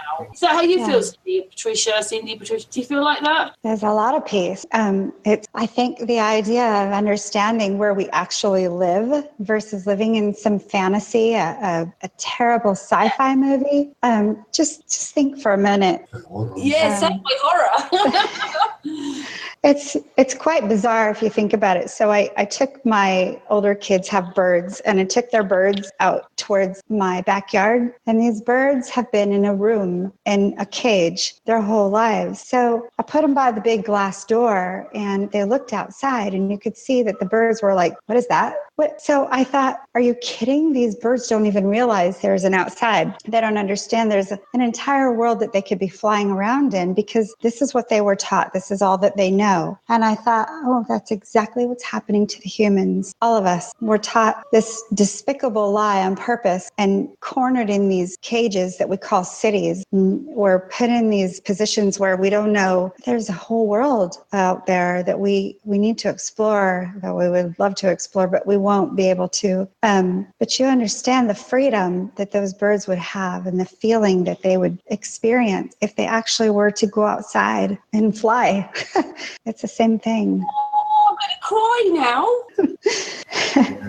Yeah. It does make me think about Plato's allegory of the cave, kind of as how prisoners only see the shadows on the wall, no matter what goes by between the fire and the bridge. They only perceive that as their reality. One of them gets out and realizes what the world outside is and tries to bring that back to the others, standing on that same bridge between the fire and he being the shadow, and a voice just disappears in a world they just never can understand, and stay blind for the fact there is a world outside. Well, or the other one, the cage door is open and you can go free, but everybody still stays in the cage and then don't come out. Well, I can add something to that. The powers that be, as we can call them, or they let us build our own prison. They let us build our cities. They let us build our cars. They let us build our food. They let us build our surroundings. So they let us build our own prison so that we can't see it as a prison anymore. We get in a schizophrenic state of mind and don't see it as a prison anymore, and don't want to see it even as a prison. So it's very hard to open your mind and actually see it as some sort of prison and free yourself from that. Absolutely. You've got to break the program. And the key word is here a little bit of the fear. And I guess there is this particularly powerful biblical verse, Ecclesiastes 12:13. Let us hear the whole of the truth, the whole of the, fear God and keep his commandments, for that is the whole duty of man. And I think fear God is actually key in realizing that you have nothing else to fear. Not death, not the devil, man, not any horror, only the Most High. And through keeping his commandments, you actually love him the same above everything. Fear him above everything, and you love him above nothing can make you fear anything. I just thought as a kid, though, we weren't supposed to be afraid of it. We were supposed to love it. That was the point. God, whatever it is, it didn't want us, whatever it was, didn't want us to be afraid of it. There's no fear there. There's love. It's not about egos. In this world, there is no fear. Here there is, but there is. Well, yeah, in the sense that fear is a key of wisdom. Fearing God is the wiser standard. Maybe this... Because the key is here, not fearing him means that you actually fear something else and serve that, because what you fear is what you serve. Yeah. Well, hopefully and man, government made us fear them, correct? Yeah. Do we have fear-mongering with weather warfare, with fake wars, with created division, with created, I mean, you name it, in politics, in religion, in every aspect of life. They've created an aspect of fear, right? Well, why? Well, because they want us to fear all of those things and not fear God and take God out of the equation. Well, once we went to a ball, there was no God anymore, was there? master or creator, whatever you want to call. Once we were the ball, we then came from evolution and we were something totally different, so that couldn't exist. Yeah. So they took it away. The Big Bang out of nothing. Right. Or took away that connection that we had. Although I'm not sure now whether it's been broken up for hundreds and hundreds of years, because we are discovering the pyramid side of things and what they were. They were not the Egyptians, they were before the Egyptians. Like there's more people who were far more advanced than we were. You've heard of the Nephilim, correct? The men of renown, the Nephilim in the book of Genesis. Yeah. The fallen angels who mated with the women. So yeah, they may have something to do with that. I haven't researched it, but I would say that might be a clue. I think the way that Chris sees it is that we've been here before and before and before, and each time that there's this new sort of cycle of us, which has happened because people have been wiped out through various things, we're getting smaller as a race. I do a lot of research about ancient sites. What I come across is that a lot of ancient sites have old stories about giants. They often have, and so it's most of the old legends about ancient sites have tales of giants in them. So the old legends often tell about the giant race that built megalithic structures, and basically that is only the known thing about those really ancient structures. You only have legends of giants building, and that's basically it. There's a gap, though, isn't there? You've got that bit, but there's nothing in between to link it, to know where it was in our history and where it's come from. It's just a great big gap. Yeah, it's one big gap because you can also see in Peru and Bolivia, even in Egypt, in some places, and in Italy and other places, Greece. Doesn't really matter. All over the world. Finding that there is a wall appearing which seems to be starting to cover the world. It's obviously going to be missing in places, but he's starting to find this wall appearing, which is so it's not just the wall. What is it? The Great Wall of China. It goes across. It's starting to come across the world. Oh wow! Yeah, I found pieces of the same kind of wall that was built with the same kind of technology, clearly, even the same type of shapes, even. And that wall starts in on the island, small island in Greece, and it goes all the way through Turkey and to the Middle East to China in pieces. There are small pieces left, sometimes longer pieces. About in Greece, there on that island there's still about 6 miles left of that wall. Only it's in very bad shape. Most of those walls are in very bad shape, and are often not in the tourist attraction guide. So they try to hide it as much as possible, and they don't do any reconstruction on those walls or try to make sure that it doesn't crumble any further. What's the purpose? What's the purpose of having them? Yeah. Well, what is a thought that I have, that they built that big wall all around that sea. I have to really check how that sea is called. I always forget the name. It's in Europe, and I'm very bad with names. I always have to write it down. It's kind of the style of Chinese wall. Well, it starts it's that part of the sea between Italy and Egypt and Syria and Turkey and Morocco, that sea in the middle. Basically, they built a wall, parts you can still see, a wall around that sea, and it's same type of megalithic structures. It's only there are small pieces left. I was going to say, I was looking at some walls under the oceans the other day on Google Maps. Oh yeah, massive walls, massive. Sorry, I digressed a bit, but no, but Cindy was asking why did they build that wall? Yeah, that was the question. Sorry. No, I think actually maybe they built that wall because it's around that sea to keep the water out of the lands, because maybe they knew there was going to be a big flood and they tried to build a wall to prevent the flood going into the land. It didn't work then if Stan's found some in the water, but Stan, if you know where you remember where they are, then tell artists he will want to know where those bits of Yeah, well, I'll show him the video that I watched, and then I actually went on Google Maps, and it took me ages, but I did find them. I don't know if it's a render, like, you have to have a look as well, series. I don't know if it's where they've rendered it or if it is actual walls. It looks like it could be. Well, and they were like eight. So much we don't know. Mm-hmm. Well, the tracks as well. Like, I'll show you it after this. this, and it got me. Like, I was looking at that for a few hours. Yeah, that's what happens. I don't know about for you, Cindy. You think, oh, it's flat Earth, and then the next, like, it's just research. Yeah. Oh gosh. Yeah, every 6 hours. Yeah, so you know my story is in 2009 is when I woke up to most truth. I don't call them conspiracy theories because I don't believe they're conspiracy theories. I believe they're truth hidden in plain sight. And once we get a little bit of a taste of it, then we dig.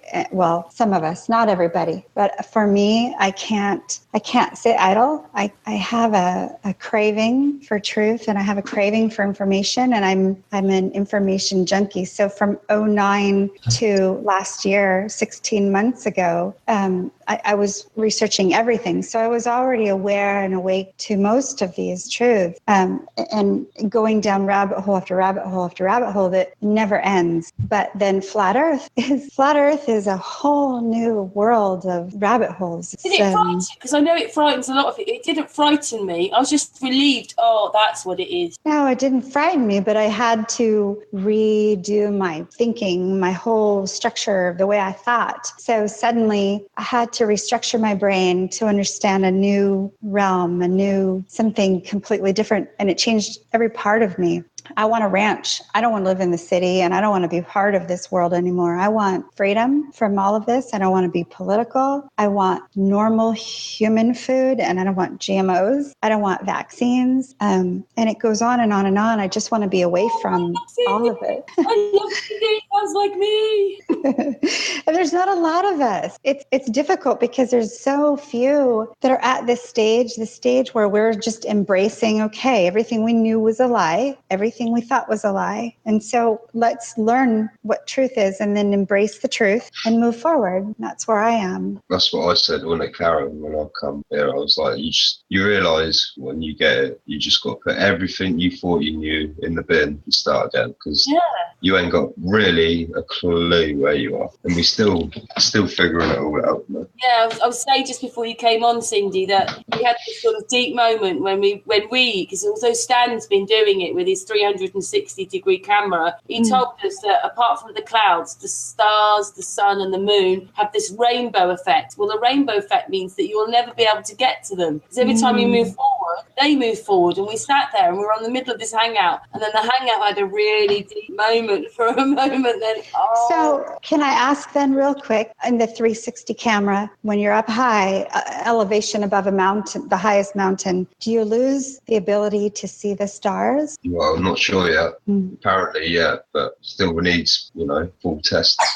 More research. Yeah. It seems to me that everybody who's going in higher altitude, say airplane or hot air balloon, they don't see the stars. I've seen one, but it looked like it was probably CGI. Yeah, that's what I've been told as well, but I ain't been that high.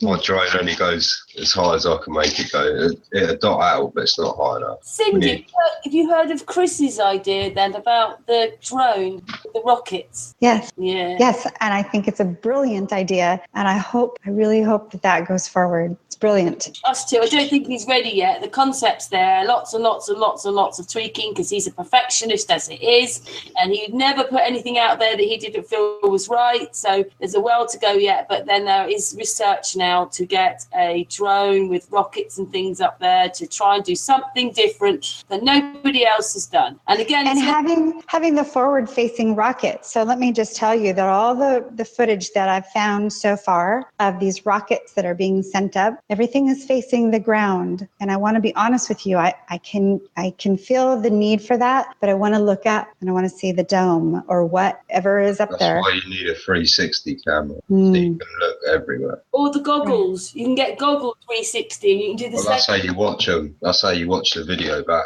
But you need the camera. Right, okay. Oh, I see. Right, I see. I get it now, Stan. Yeah, you need to get the goggles so you can have a look at the pictures as well, because then you'll be like, wow. Everyone needs them. You need the goggles. Are you talking about night vision goggles? No, the VR, the virtual Basically, reality you know when you've got your goggles like that to watch it on the television, you film it with this camera and then you put the goggles on to watch it. Oh, okay. How do you get that sort of 360 camera effect there with the goggles, how do you get that onto film then, Stan? You can record in the headset. Right. There's an option you go into, and then you can record what you're looking at. In with the goggles, then just asking when you made your videos, we can see what you're looking at. You know, like you're up a drone, and then you turn it to the. So how come? The difference with goggles and YouTube 3D is a 2D screen you can watch with two eyes at once, or individual projection on individual eye. Yeah. Actually being exactly at the position where the camera was. Z Proxy was modelling something the other day, and he was modelling stars, and he got the stars different colours somehow, and like for each eye, and he said it was proper confusing watching it, and he like took him a minute to figure out what had gone on. So if it's not the same, it trips you right out. Like there's an art to it. It's like also doing a kind of amusement park trip, 3D, and then almost there just being in your chair. Well, the 3D stuff in it is incredible. There's on the Oculus, there's a demo with a dinosaur, like a cartoon dinosaur, but it is incredible. Like where it's 3D, you feel like you're in a different realm, you know.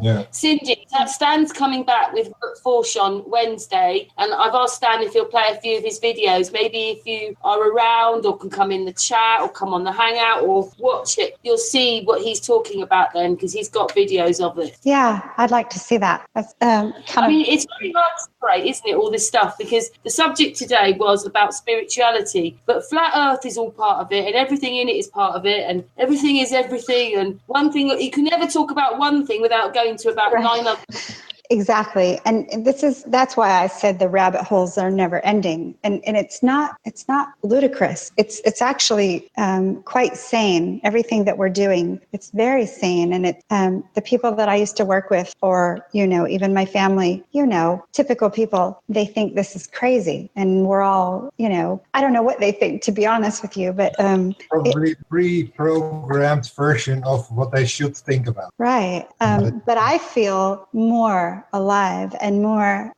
aware, more happy, and more. And you've got a bit of child in you. You're allowed to be happy, and you can jump down and blow bubbles and not be stuck in that program. Yes, absolutely. And I want nothing to do with that program. My children are homeschooled. I've pulled us as far away as I can. I have special children, so there's only so far I can go. But I'm going to keep trying. I'm going to keep trying to get away from this situation that they've put us in. They forced us into these cities and these. I don't like it. I'm not a city girl. I want to be in the country. I want my ranch, and this is even further pushing me. This awakening to what I really want to have for my family. Oh well, I'm really pleased you woke up too, Cindy. Thank you. Me too. And you're part of the family now. That's right. And we are. We're a family. We all get it. We get each other, and we get it, and it's so. It feels good. It feels comfortable. I think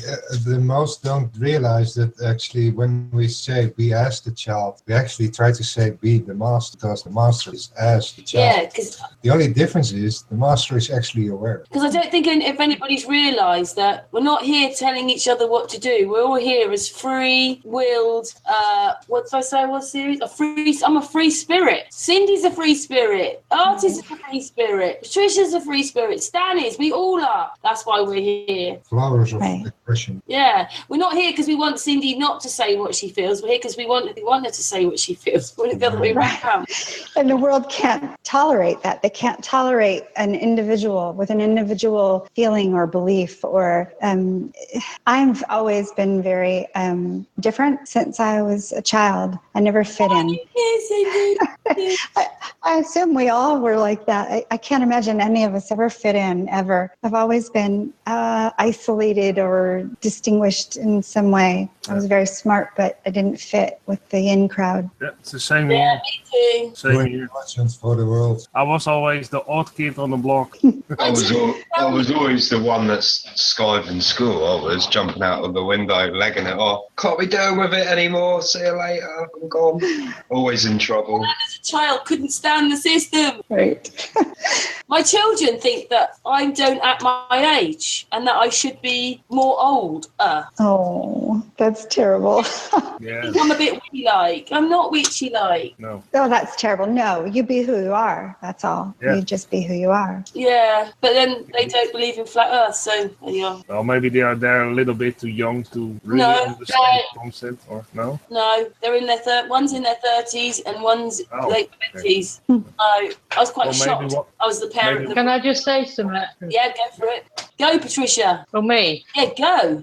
Go. Oh, right. You're just saying about your kids thinking that you should be older. Do you know what my kids used to say to me? Oh, Mum, do you remember when the dinosaurs were around? Oh. And I'm like, I mean, obviously people don't like. I might be old, but I'm not that old. Yeah. Not that I think dinosaurs existed, but obviously we're all brainwashed, weren't we? But your life is fast. I'm not that old.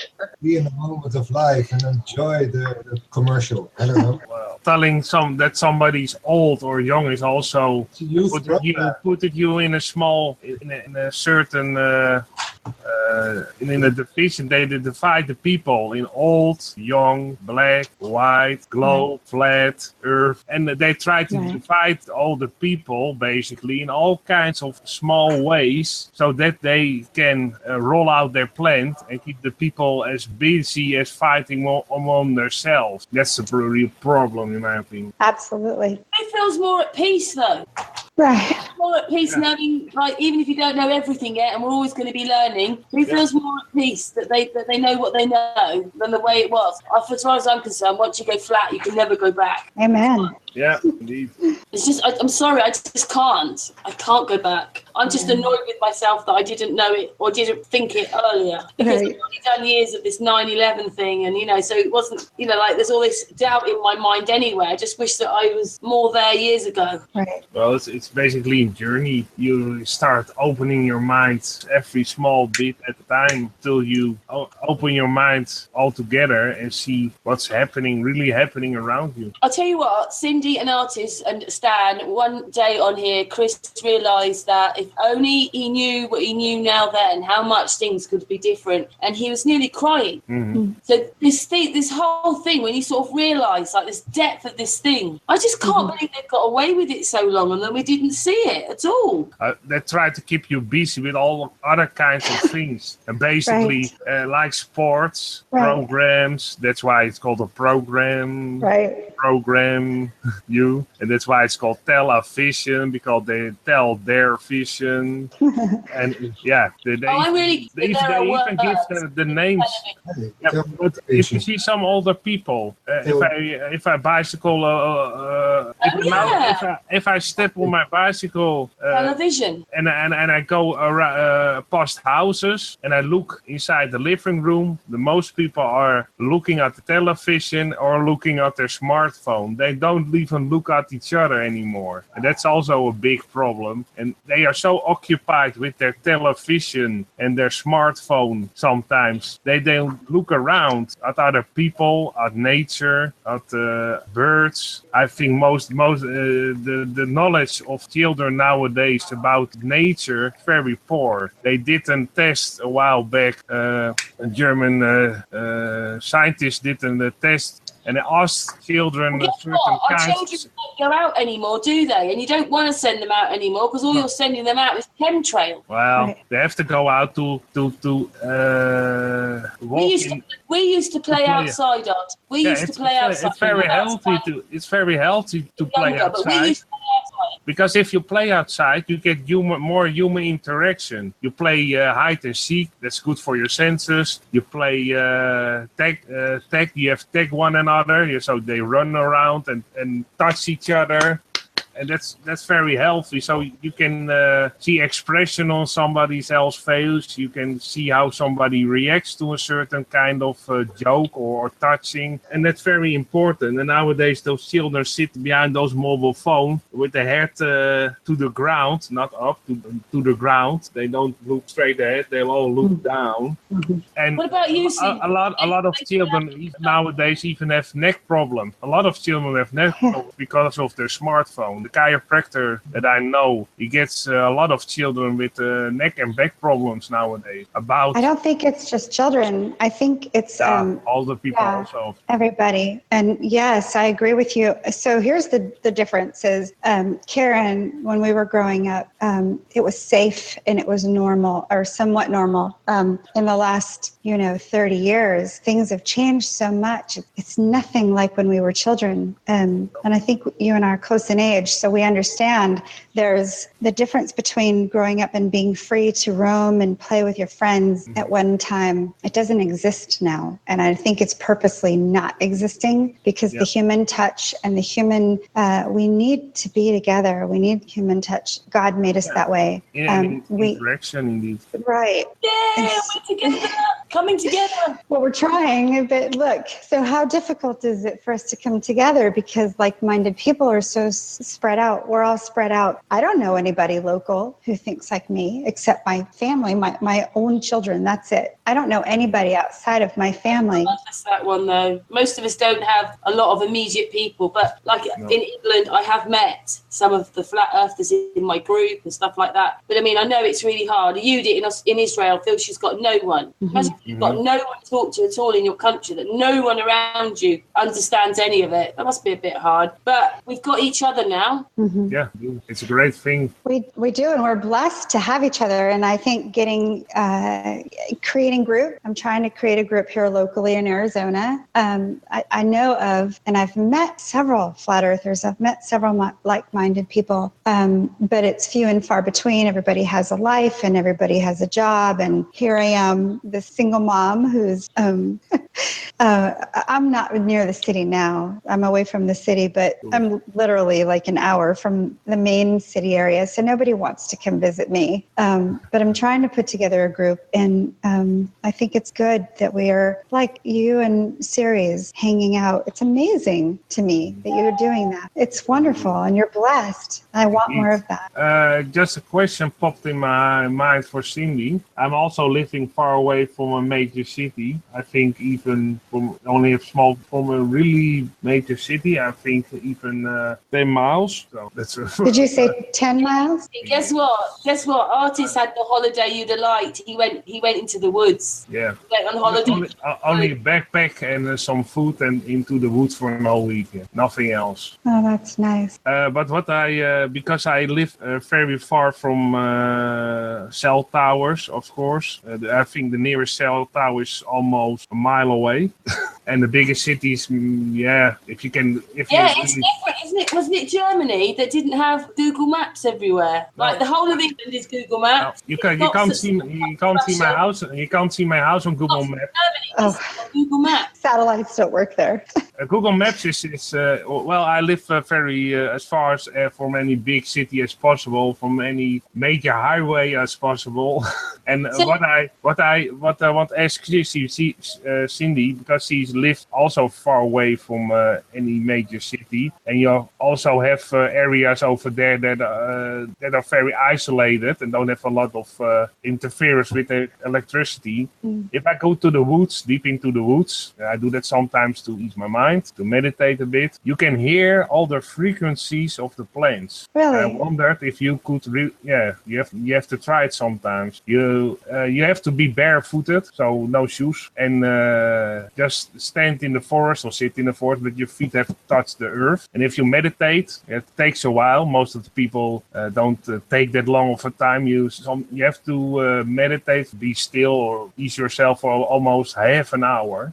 Most of the people can't even sit that long in one spot. That's the problem. Right. And if you sit for an hour and just open yourself to it, you can hear the frequencies of plants. And if you start hearing them and you move, you walk a little bit and you sit in another place, you can hear other frequencies because you're sitting near other plants. And you can also do that in an open space. It's more easier because the frequencies of plants don't interfere with each other. So if you have a couple of plants plants in an isolated place, you can only hear the frequencies of that certain plant. Stan, do you feel that then? Because he's always out in the country. Do you get that, Stan? Do you feel the frequencies? You can hear it even. Yeah, feel and hear. It's just No, I get certain things, but I don't take the time like. and you also don't have to. You I'll be don't. right back. Yeah, sorry. You do, what's also important, don't bring your cell phone. Leave your cell phone at home. Otherwise, it doesn't work. So, yeah, only don't bring your cell phone. Kind of making disabling as much noise as possible so that you can actually get the noise of the whisper of phone. Yeah, of course. And that's why you You've got to like listen to the trees rustling and listen to other things. Get away from the television. Turn the television off. No, I never watch TV. I stopped watching TV some months ago. I like that. Like when I watch people watching TV, I just think, Television off. yeah, what a waste of time. You could be sat watching stuff about flat Earth. Yeah. Yeah. But actually, Yeah, the only also- thing I do in the only thing what I do in the morning is listen to the radio, to the news, just to be informed a bit, and then turn it off. That's Being wrongly informed, though. wrongly informed, but It's all a lie. All the news is a lie. All of it. yeah, I know all the news is like, but it's local news over here, so you also hear the local news about your area. That's sometimes handy. And I only listen to the morning news so I can hear what kind of weather it's going to be. And if there are if there is a local fair or something, or a local second-hand fair, that's also very interesting because you can get some books dead cheap on second-hand fairs, and also stuff. Most of my furniture in my house is second-hand. I think maybe 10% of the things in my house are newly bought. The rest is all second-hand. So that's also one way of. I kind of live from everything what is given. Yeah. Hey. Hey. Hello. Hello. Here's a feeling. He's running away. Hello. Hello. Yeah. Yeah, but it is a bit of a shock to realise that it's not just one thing that's a lie. It's just that everything's a lie. I'm really upset about it. That all the things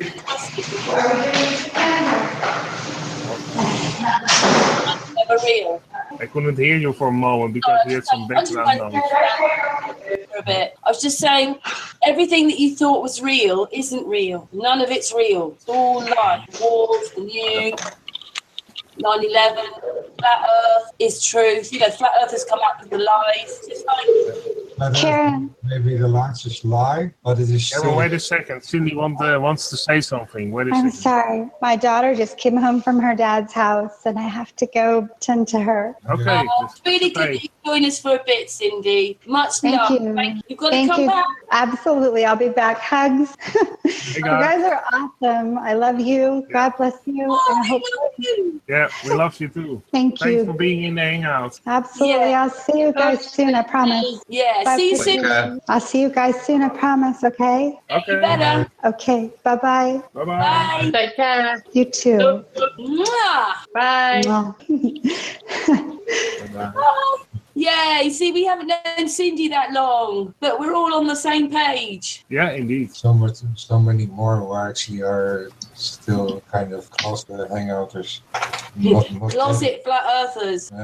yeah, flat earthers anyway, but closet hangouters that are not really hanging out with people other than through that simple chat, but an actual emotional connection with a conversation. That's the Yeah, but listen, some people are a little bit shy, and Cindy was a little bit nervous because she's not done many live hangouts, but she did it. She's done it. It's not the live part what I mean. It's more the actual hanging out with people, actually communicating with actual emotional connection through this video. Oh, you mean like because you just sit at home and watch it rather than actually joining a conversation with someone? Or just only messaging on a Facebook group or as comments on the YouTube. Only the textual part and never actually experiencing the personality itself with each other, laying these particular bridges in a dialogue instead of in a discussion of who is right or wrong. No, in actual dialogue that you lay a bridge between each other, so that you can actually see each other's island and get to learn more of the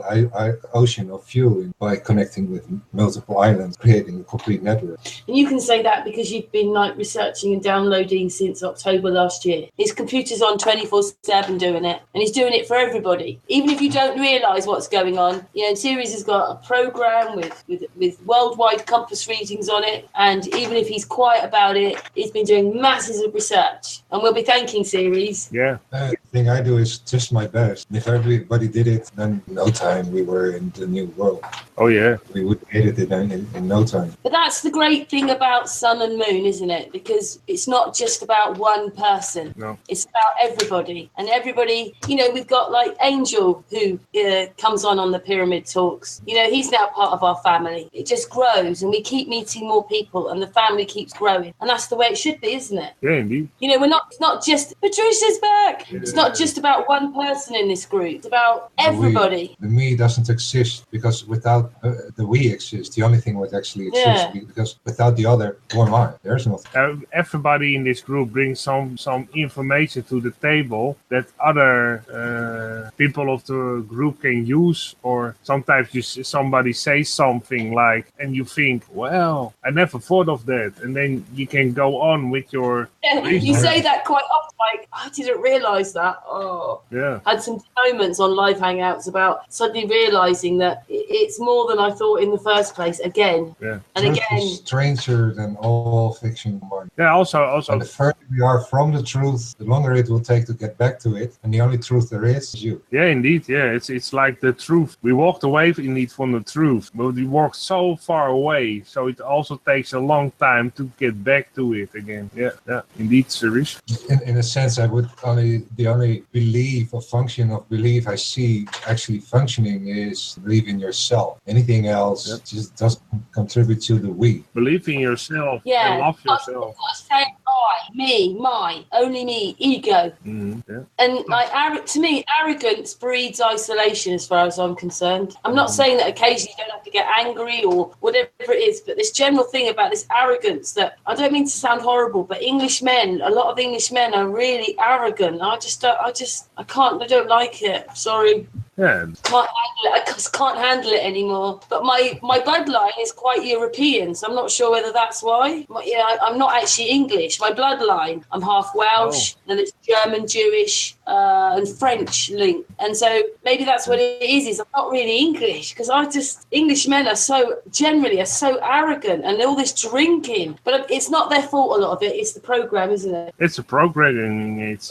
get drunk, fight, or then when they're drunk, that's when they can put their arms around each other. Can't we just do? Well, a lot of people also duplicate what they see on TV. That's the problem. If you hear certain children talk, you can clearly see that they are duplicating words and trends on TV, and that's a problem because they don't invent themselves. They get their personality almost and their way of thinking from the television, and that's the problem. And that's why they are not really individuals. They're just a bunch of sheep, like some people. One thing I'm a bit shocked is that for so many of us waking up, I just don't understand why there's not more people waking up. Some people don't want to wake up. Unless they're underestimating it, because can you imagine if, I just think they mess around with the figures to try and hide how many people are really into this. But I just wonder why more people aren't writing and asking for NASA to be closed down. Yeah, it would save a lot of money.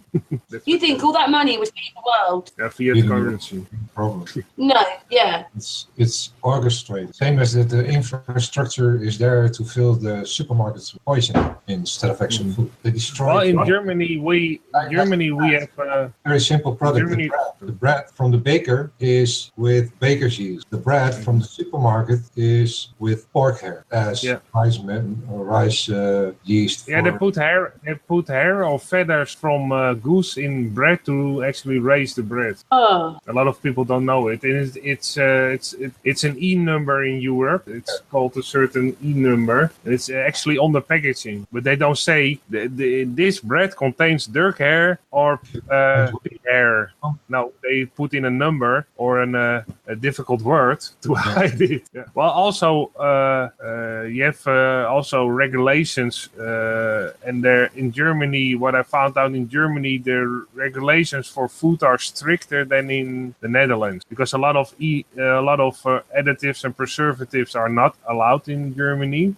The bread has to contain a certain type of grains to be actually called bread. So the regulations, it's also in different countries, the regulations are a little bit different. So that's also, you have one big European Union, still the regulations in all countries are different. Yeah, most people don't follow them. They seem to in the UK, we seem to follow everything there, but when you go abroad, they don't follow a lot of these things. They take no notice.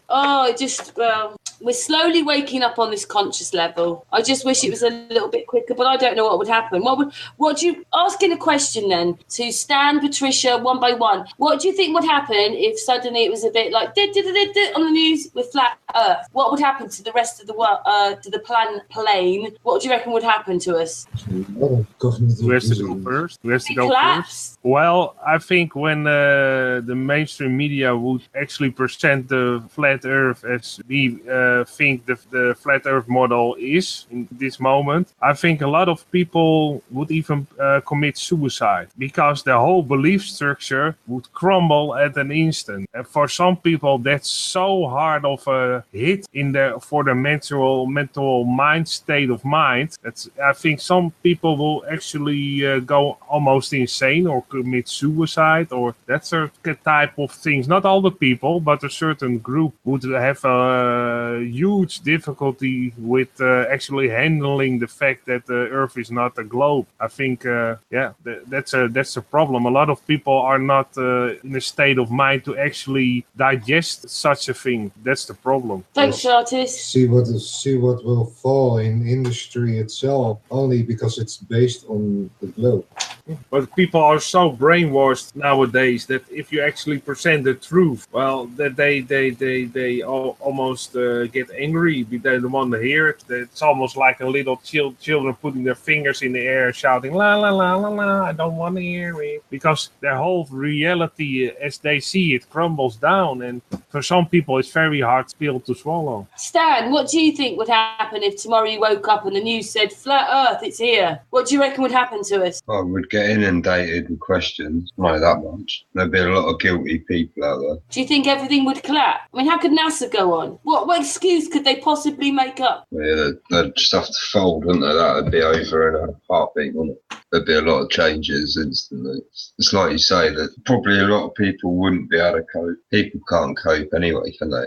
No, because they're in the program. That's why they can't cope, because they're in the program. It's like you shut down the matrix. If they did tell everyone, they wouldn't tell them the whole truth. It's always to serve their agenda. Yeah. Well, I think it's about time we started telling the truth. It doesn't really matter what they tell, because the true utopian energy is based on each being their own master, spiritual master. Their power in them. They are afraid that we realize it, and that they are afraid that they lose their slave. In other words, they have to do the job themselves to even survive. That's another one. Well, I'm sure loads of people agree, like, we want the truth from now on. We just want the truth. Yeah, true. Don't want any more lies anymore. And the thing is, you can only research it yourself to get the truth, because they won't feed it. No. This time it's the people doing it. The actual people are trying to get the truth out. Mm-hmm. Not all these people are being paid to do it. The people. Tricia, what would you reckon would happen if you woke up, it's flat? Then what do you reckon would happen to us? Well, the people that already know it's flat would be going, yeah, about time. And the people that didn't know probably would say, well, they'd either, because if they believe everything NASA and everybody's saying that the Earth's not flat, they can either believe it or not believe it. But the thing is, you're still going to get people that aren't going to believe it. Oh yeah, what they up to, and I don't think it would ever happen, to be honest. It's the same with the alien stuff. Like, we're going to be. And that was titled "When Flat Earth Goes Public, then it is this what they want to hide." And it was all about the whole financial slavery system, the slavery system on any level, actually, spiritual, mental, physical. It's also very hard for some people if you tell them they were in work slave all their lives. That's why I think if you tell them the truth, like Karen asked us, if you actually, it was on the news and they told the whole truth, I think most of the people, they couldn't, they will never believe it. And if they had to believe it, they may believe what I said, commit suicide, or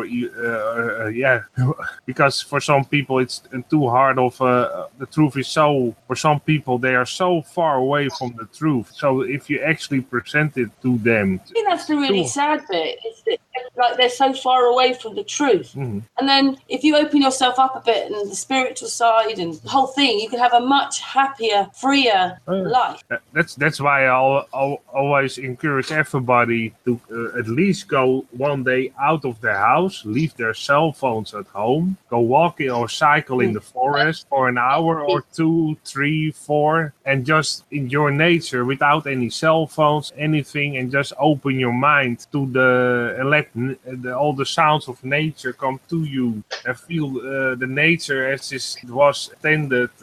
Because all the people, it's very healthy to get out of your house, because you don't have all the frequencies of all the things in your house, the TV and all the other things that give off frequency. And if you go to the forest, you're far away from actually cell phone tower or other kind of structures that give off energy. And it's very healthy to just go out without your cell phone and go out into the forest or into the land and just enjoy nature. So and empty your mind, and so you can recharge yourself for the rest of the week.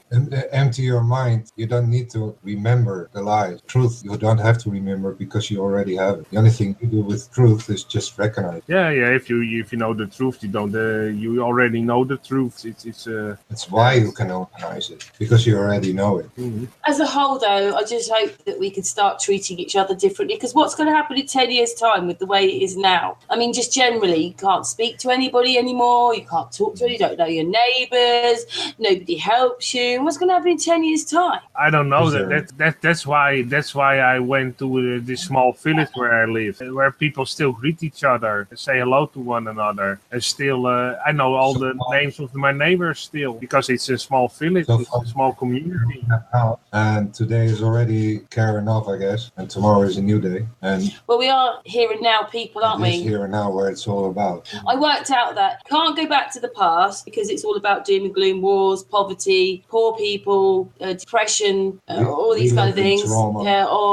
Reliving through someone else's life and the wars and the fake wars. And you can't go forward because all it is wars, debt, chemtrails, fear, HARP, CERN, all these other things. And then even now, you can't live now because everybody's arguing and fighting with each other. But really, we're here and now people. And that's the thing we forget. And we're all stuck in these things. Well, that's what they want to keep you. People tend to fear them, or suffer the most under the fear that they fear them, instead of actually bring. I think nowadays for a lot of people it's true. Yeah, sorry. So Stan, what has changed? What's been the biggest thing that's changed for you being a flat earther then? I'll never sleep ever. Yes, neither do. Well, yeah, neither just sat here now thinking, well, man. Well, we're probably going to get a bit knackered. It's been a busy day, and it's like, busy day tomorrow. And I've just lined up a load of videos to watch before I go to bed. For you then, but I mean, we're probably going to wrap the hangout up soon because we've been going now for 4 hours, something like that, and maybe 5. But thank you for being on this journey, Stan. Shall we wrap the hangout? I don't mean to be horrible, everybody, but we've been on it for 4 hours now. I have a closing word. Oh, wait a minute. So thank you, Stan, for being on this journey. And now, Series, you want to say something, and then? Yeah, it's all about that fear-mongering and actually what is love. I've written a poem years ago, and the poem is called "Your Love Is Your Fear's Prison," and it goes like, your fear is like is a cage with bars of reason, because every reason is the reason to not love at all. There is no reason to love because your nature is. And only who loves is free from the cage of fear. And only who is free is happy. The children have happiness and the parents are seeking. And that's why they teach the children to seek it also. But those who find it again will discover that they have never lost it. That they don't have to seek for what they already have. That they don't have to become what they already are. Be yourself. And if you're not yourself yet, come to yourself. Aw, series. Beautiful. Yay. Thanks, man. Yeah. Series. I've got a poem, but mine's a bit longer. But I had these words. I called it wanting, seeing, being on the same level, knowing it. That was freedom. Stan, have you got any words like that? I have, but not right. I'm sort of. I've been watching the live stream of the moon as well, so I can't see the moon at the minute. So I've been watching Take Back Space as well. So I have got some words, but not fresh in my head. Patricia? No, not really. Just basically that's all, folks. Short and sweet from Patricia. I would actually add a last piece that is part of my website. It's be yourself, and if you're not yet yourself, come to yourself. Not divided, not conquered, not in chaos, not under control, not a circle, not a ball. Squaring the circle, your freedom in order. Yeah. Artist? Well, I have one that is on top of my website. And I wrote it a long time ago. When I started the website, I have just a bar above your website where your logo is in. And I've written a long time ago this part. And it goes like this. I hope that one day there will be peace in the world. Not because the government wants it, but the people. That we can truly live free without being manipulated. That's it. Oh, that's really nice. Thank you, artist. Yeah. We the people. Yeah, indeed. Hopefully each day more come on board. I just wish it was quicker. Because the quicker everyone comes on board, the quicker the change will happen. Because it will. All good things always slow. Anyway, I think on that note, Patricia, I know that Stan can't, I know artists can't. Patricia, you coming back for a group hug? All right, then. Yay! Anyway, thank you very much, everybody being in the chat room, everybody watching, everybody that's been on the panel today. Thank you so much for this hangout. And we love everybody and hope that we all start coming together better. Yeah, indeed. And thank you so much for watching. We're not on tomorrow because I'm going back to England tomorrow. We're back on Wednesday with Stan and Robert Force. So we'll see you then on Wednesday. And thank you very much for being here. And it's a long hug. My arms are hurting now. Anyway, thank you very much. And it's goodbye from us. Bye-bye. Thank you for watching. Bye, everyone. Bye, everybody. Take care. Bye. Bye.